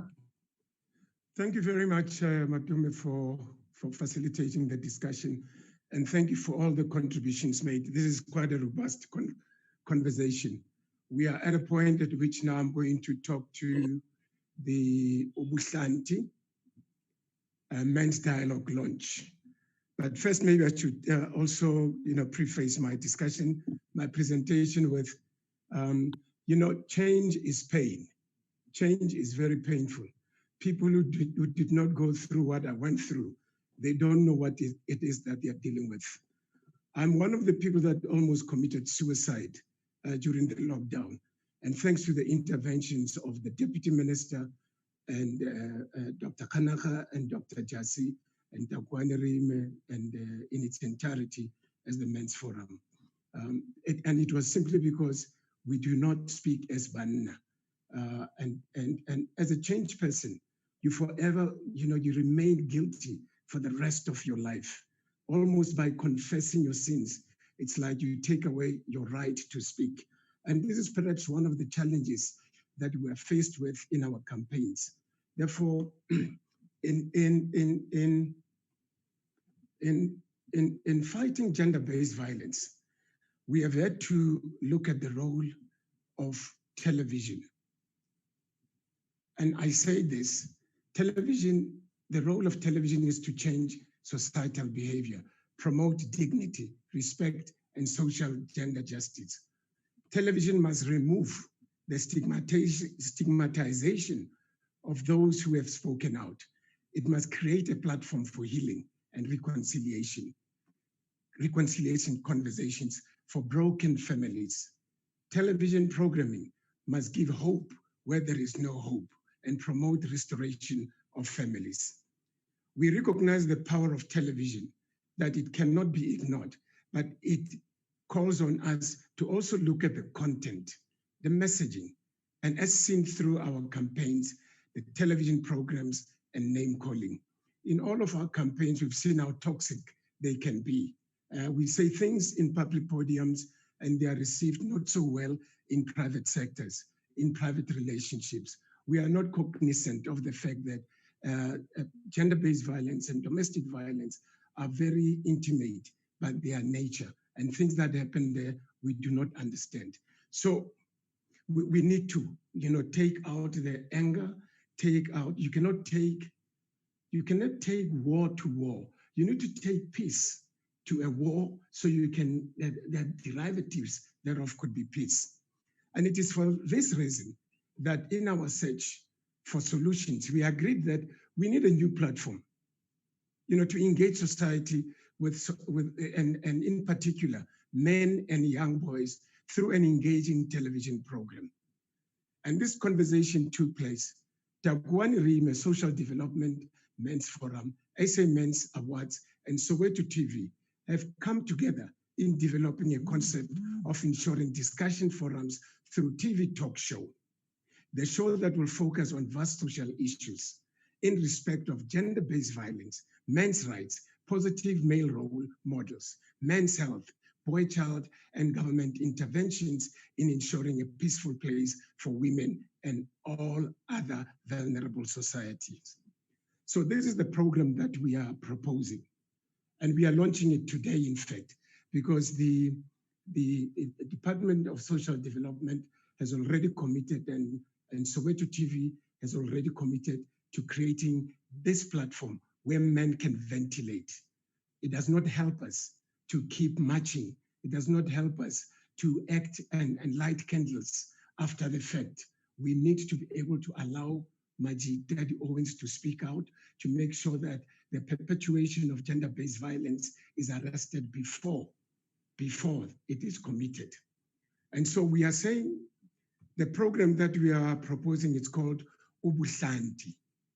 And it recognizes that men in South Africa are faced with an unexpected and rather unpleasant situation of having to find itself operating under difficult conditions, the COVID, let alone the fact that gender-based violence and femicide has been undercover every day of our lives.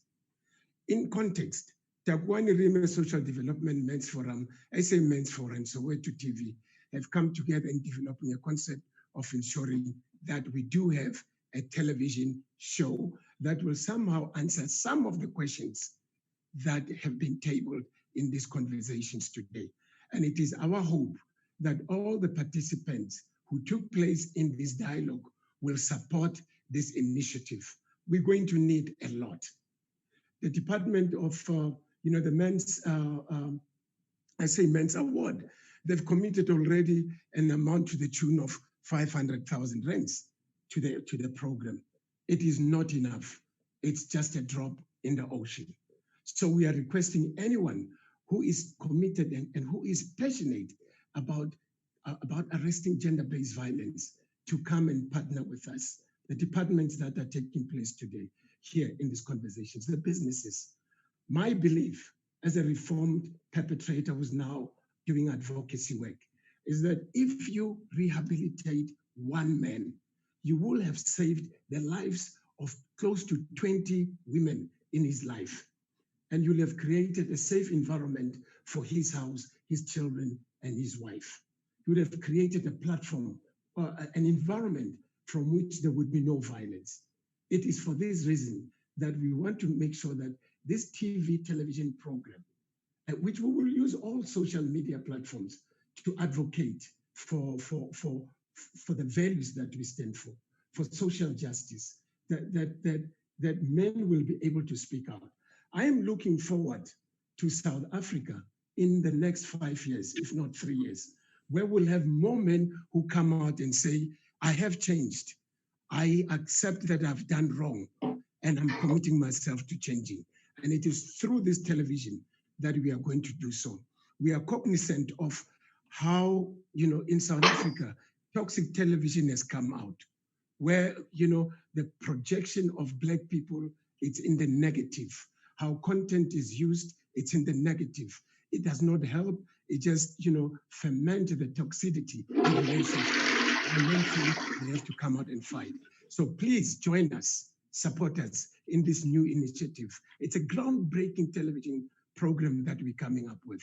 And we want to thank Soweto TV for hearing us. We want to thank the social development for hearing us. And Deputy Minister, it is my hope that you are embracing this new initiative where men are going to speak. It will be anecdotal in its approach.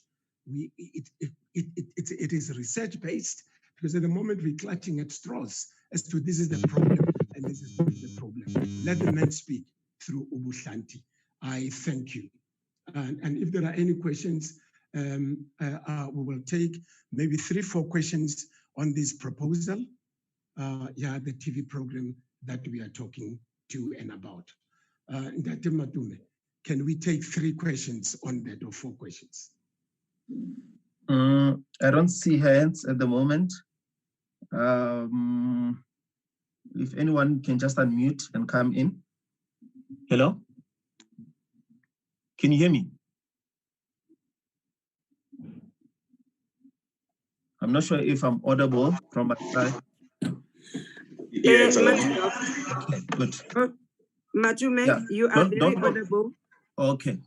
Yes, Can I just make a proposal to Ngakeshai?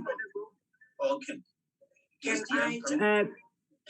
The proposal, because the program is being launched, can we go to what the deputy speaker proposed?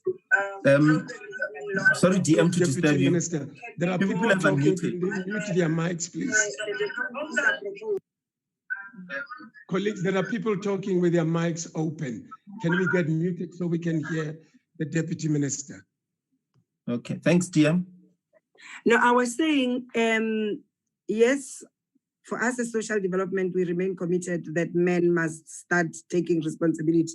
I wanted to say, can we take the proposal made by the Deputy Speaker that the program that we are launching, that we give men time to think about it, that we circulate it, instead of us taking questions, Matume and Shai, if you allow me, that we actually make sure that it's transmitted the way we deal with the men championing change and through all of the platforms, Matume.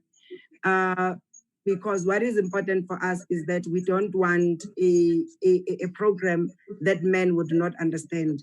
So let's give them time. You've introduced the program, you've given the background. Let's let the documentation and the discussions flow into the men's forums. And then when we meet again, which we commit, we're gonna make sure that happens as we did today, that we start with men expressing themselves, because we don't want another $99 and all the nonsense that our children are exposed to or on TV. We want men that are going to actually be able to get us to where we need to get, which is healing. Thanks, DM. Back to you. Thank you, DM. I think it is noted. We shall indeed do so. At the moment, I think we'll go for a way forward. Dr. Matume Kanaka, can you take us through a way forward? Thank you very much, colleagues. Just once again, we'd like to really appreciate all those who have joined us on the platform. Maybe as a form of just an acknowledgement, DM, you would acknowledge that, you know, this meeting was attended by probably, you know, well more than 150 participants at some point. So I'm just going to ask the administrators to continue muting. Thanks, colleagues. And you know, we've done exceptionally well. And I'm raising that because you know, sometimes when one or two individuals causes a disruption. Bonga, Jazile, please mute yourself. But colleagues at the back, please assist. So when one or two people, you know, violate the space, and we've seen through media that, you know, on a Zoom platform, a particular individual disrupted this meeting, government, that was public. And then a whole South Africans are disadvantaged because now it starts being about secret passwords. And now because of one or two delinquents, we punish the nation. And we deliberately, Deputy Minister, as the men's movement, through the Taekwondo men's movement, we said we are not going to be threatened by a few and disadvantage the majority. And we'll keep on going forward to make sure that, you know, we get men to engage openly and honestly. We do not even vet the participants here because we don't believe in such. We need honest conversations. We need to open our platforms and have very robust conversations with each other because we understand that for us to deal with serious matters like GBV, one of the key instruments that we have is dialogue. And in the absence of us being able to dialogue and engage with each other, we are going to find it increasingly difficult for us to truly reach out to as many men as possible. So it becomes very important for us to make sure that access is very important. Having said that, I think the critical issue that was raised was about us going to the grassroots. And we want to call on every man to be a champion in their street. That's where it begins. And through our program of street champions of Takwani Reme, we want to make sure that every household has a man who takes up a personal responsibility of being at the forefront of making sure that we transform the society through our street championing program. And of course, as Men of South Africa, we'll continue with our campaigns from the No Excuse campaign, Not in My Name campaign, and the various other campaigns that we initiated, and those that come and will support campaigns that are started by the LGBTI community, by women, and make sure that we are allies and listen as well as men to how we should be allies, not only impose ourselves within the spaces. It's very important, but we will also champion the very campaigns that we've initiated and make sure that we take responsibility of bringing those campaigns not only to life, but to be sustainable. And another part that's very important is the implementation and cooperation of social behavioral change program, where Takwani Reme will make sure that we'll continue to engage and work in collaboration with civil society, government, and business community to partner in cooperation in order to address the scourge that plagues our nation. We will work in hand in developing and exploring synergies that can lead to a response around gender-based violence through programs that speak particularly to social behavioral change. And most importantly, and it was raised very sharply, to ensure that our programs are not just haphazard or reactionary or sporadic or sparse. Through our men's parliament, which parliament has been a very important partner in that regard, we will make sure that we institutionalize a responsive men's movement by making sure that through the local men's parliament, which we foresee instituting from next year, we have sittings that are regular in that regard. Can somebody please mute Peter Matebula? Thank you. So through our men's parliament, we will make sure that we institute a responsive men's movement and making sure that you're coming soft. Okay, sorry about that. Let me just come a bit closer to the mic.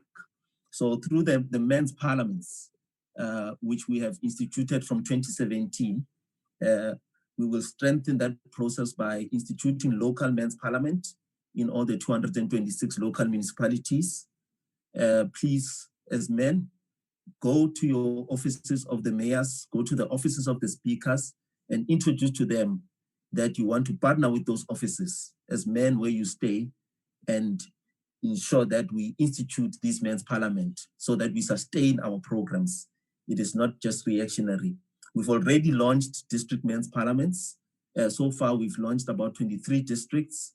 Just yesterday, we were having the second district men's parliament in Garden Route. Despite COVID, we went virtual and we had a very successful Garden Route district men's parliament led by the speaker and the mayor. And we want to make sure that the remaining 21 or so, the remaining districts, sorry, about the 19, we make sure that we launch. So we are going to be undertaking that process to make sure that by end of August, all 52 districts in the country, so that we sustain the process of district and local men's parliaments. And 4 times a year, we expect sittings to take place where men engage within their localities. And then once every year, colleagues will be going to the provinces for the provincial men's parliaments, led by the mayors, the speaker, premiers in all the 9 provinces of the country, and making sure that we convene men to engage on issues that affect us, public participation, take account, but also make sure that we observe and take into account the various rules of rule of law and programs that we must put in place to respond. And then once every 2 years, we'll go to the National Men's Parliament and meet as men of this country. We've already been to Parliament to launch in 2018. Once every 2 years, means that this year we're going back again to the National Men's Parliament, where we will account as men to South Africans to say, since we launched in 2018, how far are we with our program of action? Looking at the empirical data, looking at what women, what children, what the the community has to say, the gender non-conforming community and people have to say in terms of our transformation and coming to the party in resolving. But we don't just look at issues of gender-based violence in our men's parliament. We address the issue of socio-economic development, issues of poverty, inequality, unemployment, issues of men's health, mental health, general well-being of society, and broader issues that affect communities. So as a way forward, let us meet at the men's parliaments, but of course, we'll continue to utilize this platform and make sure that we call regular scheduled Zoom or virtual meetings where we will engage and link up with our partners in the media. We'd really like to thank Parliament for being a friend of the men's sector, making sure that we can reach more people by coming on board. And we really want to give a great deal of acknowledgement to the Department of Social Development, particularly Deputy Minister Henrietta Mokgopane-Zulu. Our program is based on social behavioral change. So while we acknowledge the support of other departments, we want to make sure that we change behavior and society ultimately. Hence, the Department of Social Development is central to this process. And lastly, but certainly not least, we'd like to acknowledge the presidency through the Office of the Deputy President, who is the patron of the Takwanere Men's Movement, and of course, the men of South Africa who have come on board through the Takwanere Men's Movement to form part of a collective that is seeking to improve ourselves. We don't come here because we are perfect. We don't come here because we are the good ones. We come here because we want to be better than yesterday. We want tomorrow to be better than today. And we want to make sure that we move forward by being better men every step of the way, but making sure that we leave no one behind. In those words, I'd like to thank you. And of course, the Deputy Speaker and the Co-Chair for facilitating this program. Thank you very much. You left out two important events, Matume. Please assist me, dear. You left out the two boys' assemblies that are outstanding that we need to launch, the provinces that are outstanding for the boys' assemblies. Oh, yes. Thank you very much. On that note, colleagues, our program is based on moving with the boy child.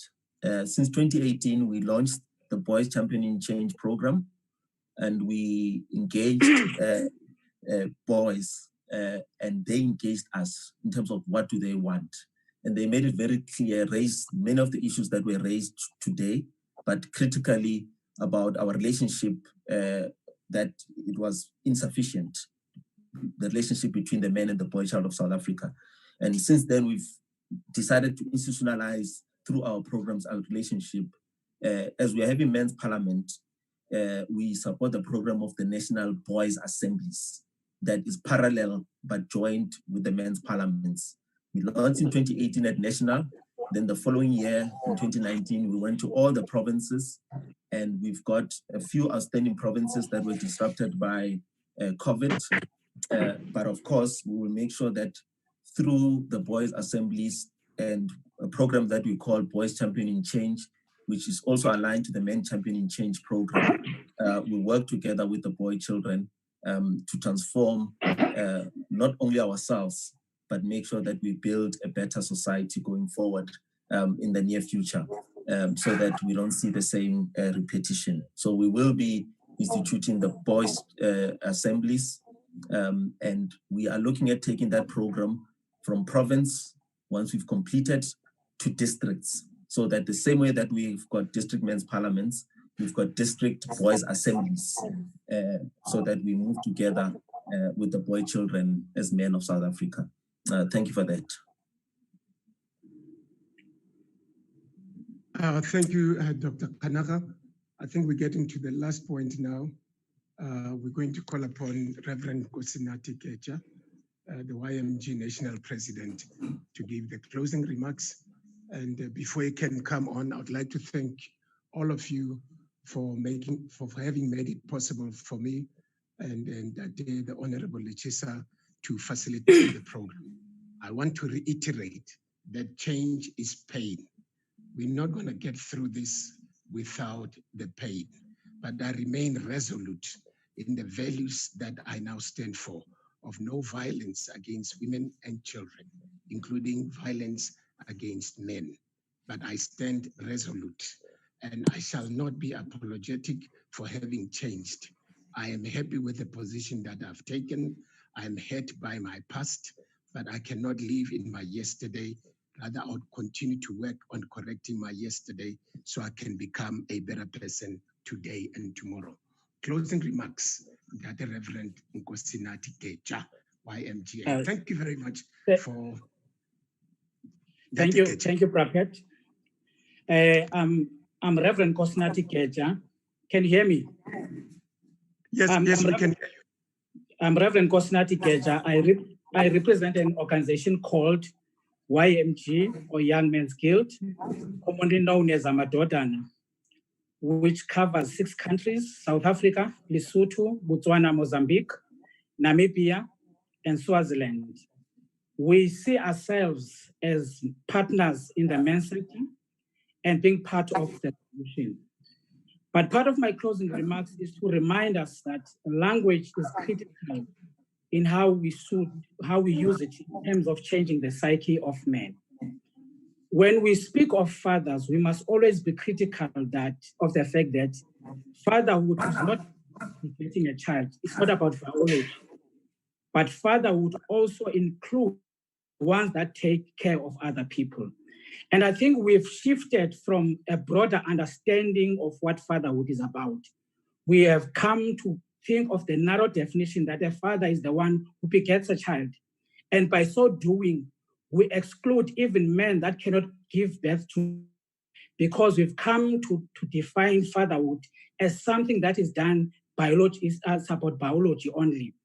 And I think if you read the book called The State of South African Men, which was published in 2018, they say that fatherhood can also be ascribed. And that is consistent with our understanding of in Africa, that fatherhood is not just about the children that I've given birth to. I can be a father to the children of my sister as Umalume. And I think as part of us being in Africa, let us reclaim the space and the language of being true Africans. And lastly, as I appreciate today's discussion, the word father comes from pater in Italian, and it influences 2 words in English, one being patern and the other one being patron, meaning that inherent with being a father, you are a pattern, something worthy to be imitated. And this is a call to all South African men of faith, that we become something that our young boys and young children can be imitating. And above all, we know that a patron is someone who protects and someone who supports. Are we there to support our children, our daughters, our friends? Are we there to defend their cause? And therefore, I see this platform as the one that says we are here to protect, we are here to support. But above all, to say that we have an obligation to win one another, and that so that men can be partners in changing the society. Language is like saying we should confront X, Y, Z are violence in nature. We must desist from some languages. And I want to say forward with the attempts of men to be part of the solution in subsequent problems. I thank you, sir. Thank you, Reverend. I stand to be guided. I think we've arrived at the end of our program today. Maybe I should give to the Deputy Minister to Bokopane just to close officially. I had thought Ntatili Chesa will make a few remarks. On that legislative centenality. Sorry, my honorable. That legislative. If you are there, can you give us the closing remarks?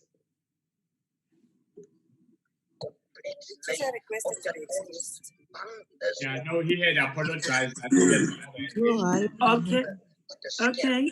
Can we give to just a few minutes to Honorable Lucas to just 1-2 minutes? Thank you very much. Since the time is already far, I will not take a lot of your time. I just want to appreciate the initiative that was taken to actually convene this event. I think we need to speak more, but we also need to do more. So with that, I really want to appreciate those that are responsible for the event. And I also want to wish you all the best and all the strength with whatever deliberations will take place forward and also with the actions. And we hope that we will really at the end be able to at least begin to curb the spread of the gender-based violence, particularly as we are seeing it now unfolding within the country, within South Africa, within SADC. And I think it is necessary that we or you as men, particularly fathers, must do more to make sure that a better community, better fathers, better sons is very important. Thank you very much. Thank you very much to all the fathers, the uncles, the mkulus that joined us for today. We're very grateful. We stand saying that within the gender-based violence, if we're not changing the name, we must elevate sectoral specific crimes. That will assist South Africa.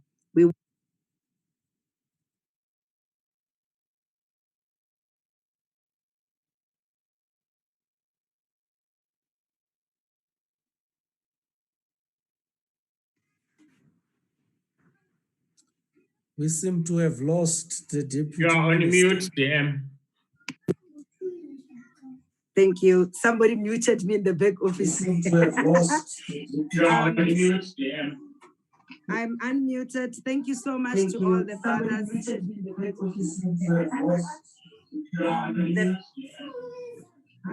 The fathers, the uncles, the mkulus, thank you for joining us.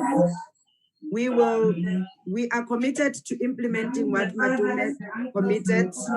We will, as the department, implement that, but we'll also continue to advocate that within the gender-based violence conundrum, we need to begin to actually unbundle sector-specific statistics so that we actually understand that gender-based violence is all about all of us, but there are specific crimes within that we must begin to elevate. So we'll launch the Remember My Name campaign.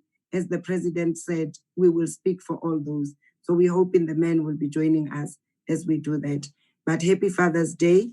Please look after yourselves, stay home, stay safe, and make sure that we ascribe to the Africa we all want. Thank you very much to the men's sector for the partnership. Thank you all and happy Father's Day to all of you. Happy Father's Day. Thank you. Bye. Bye. Bye. Father's Day. Bye. Bye. Bye. Bye. Bye. Father's Day. Bye. Bye. Bye, everyone. I did it. I did it. Bye, I did everyone. it. No. Bye. Bye. Bye. Bye. Bye. Bye. Daddy. Happy Father's Day. Thank you. Thank you. Awesome colleagues. session. Thank you, CCI. Have it. Prof.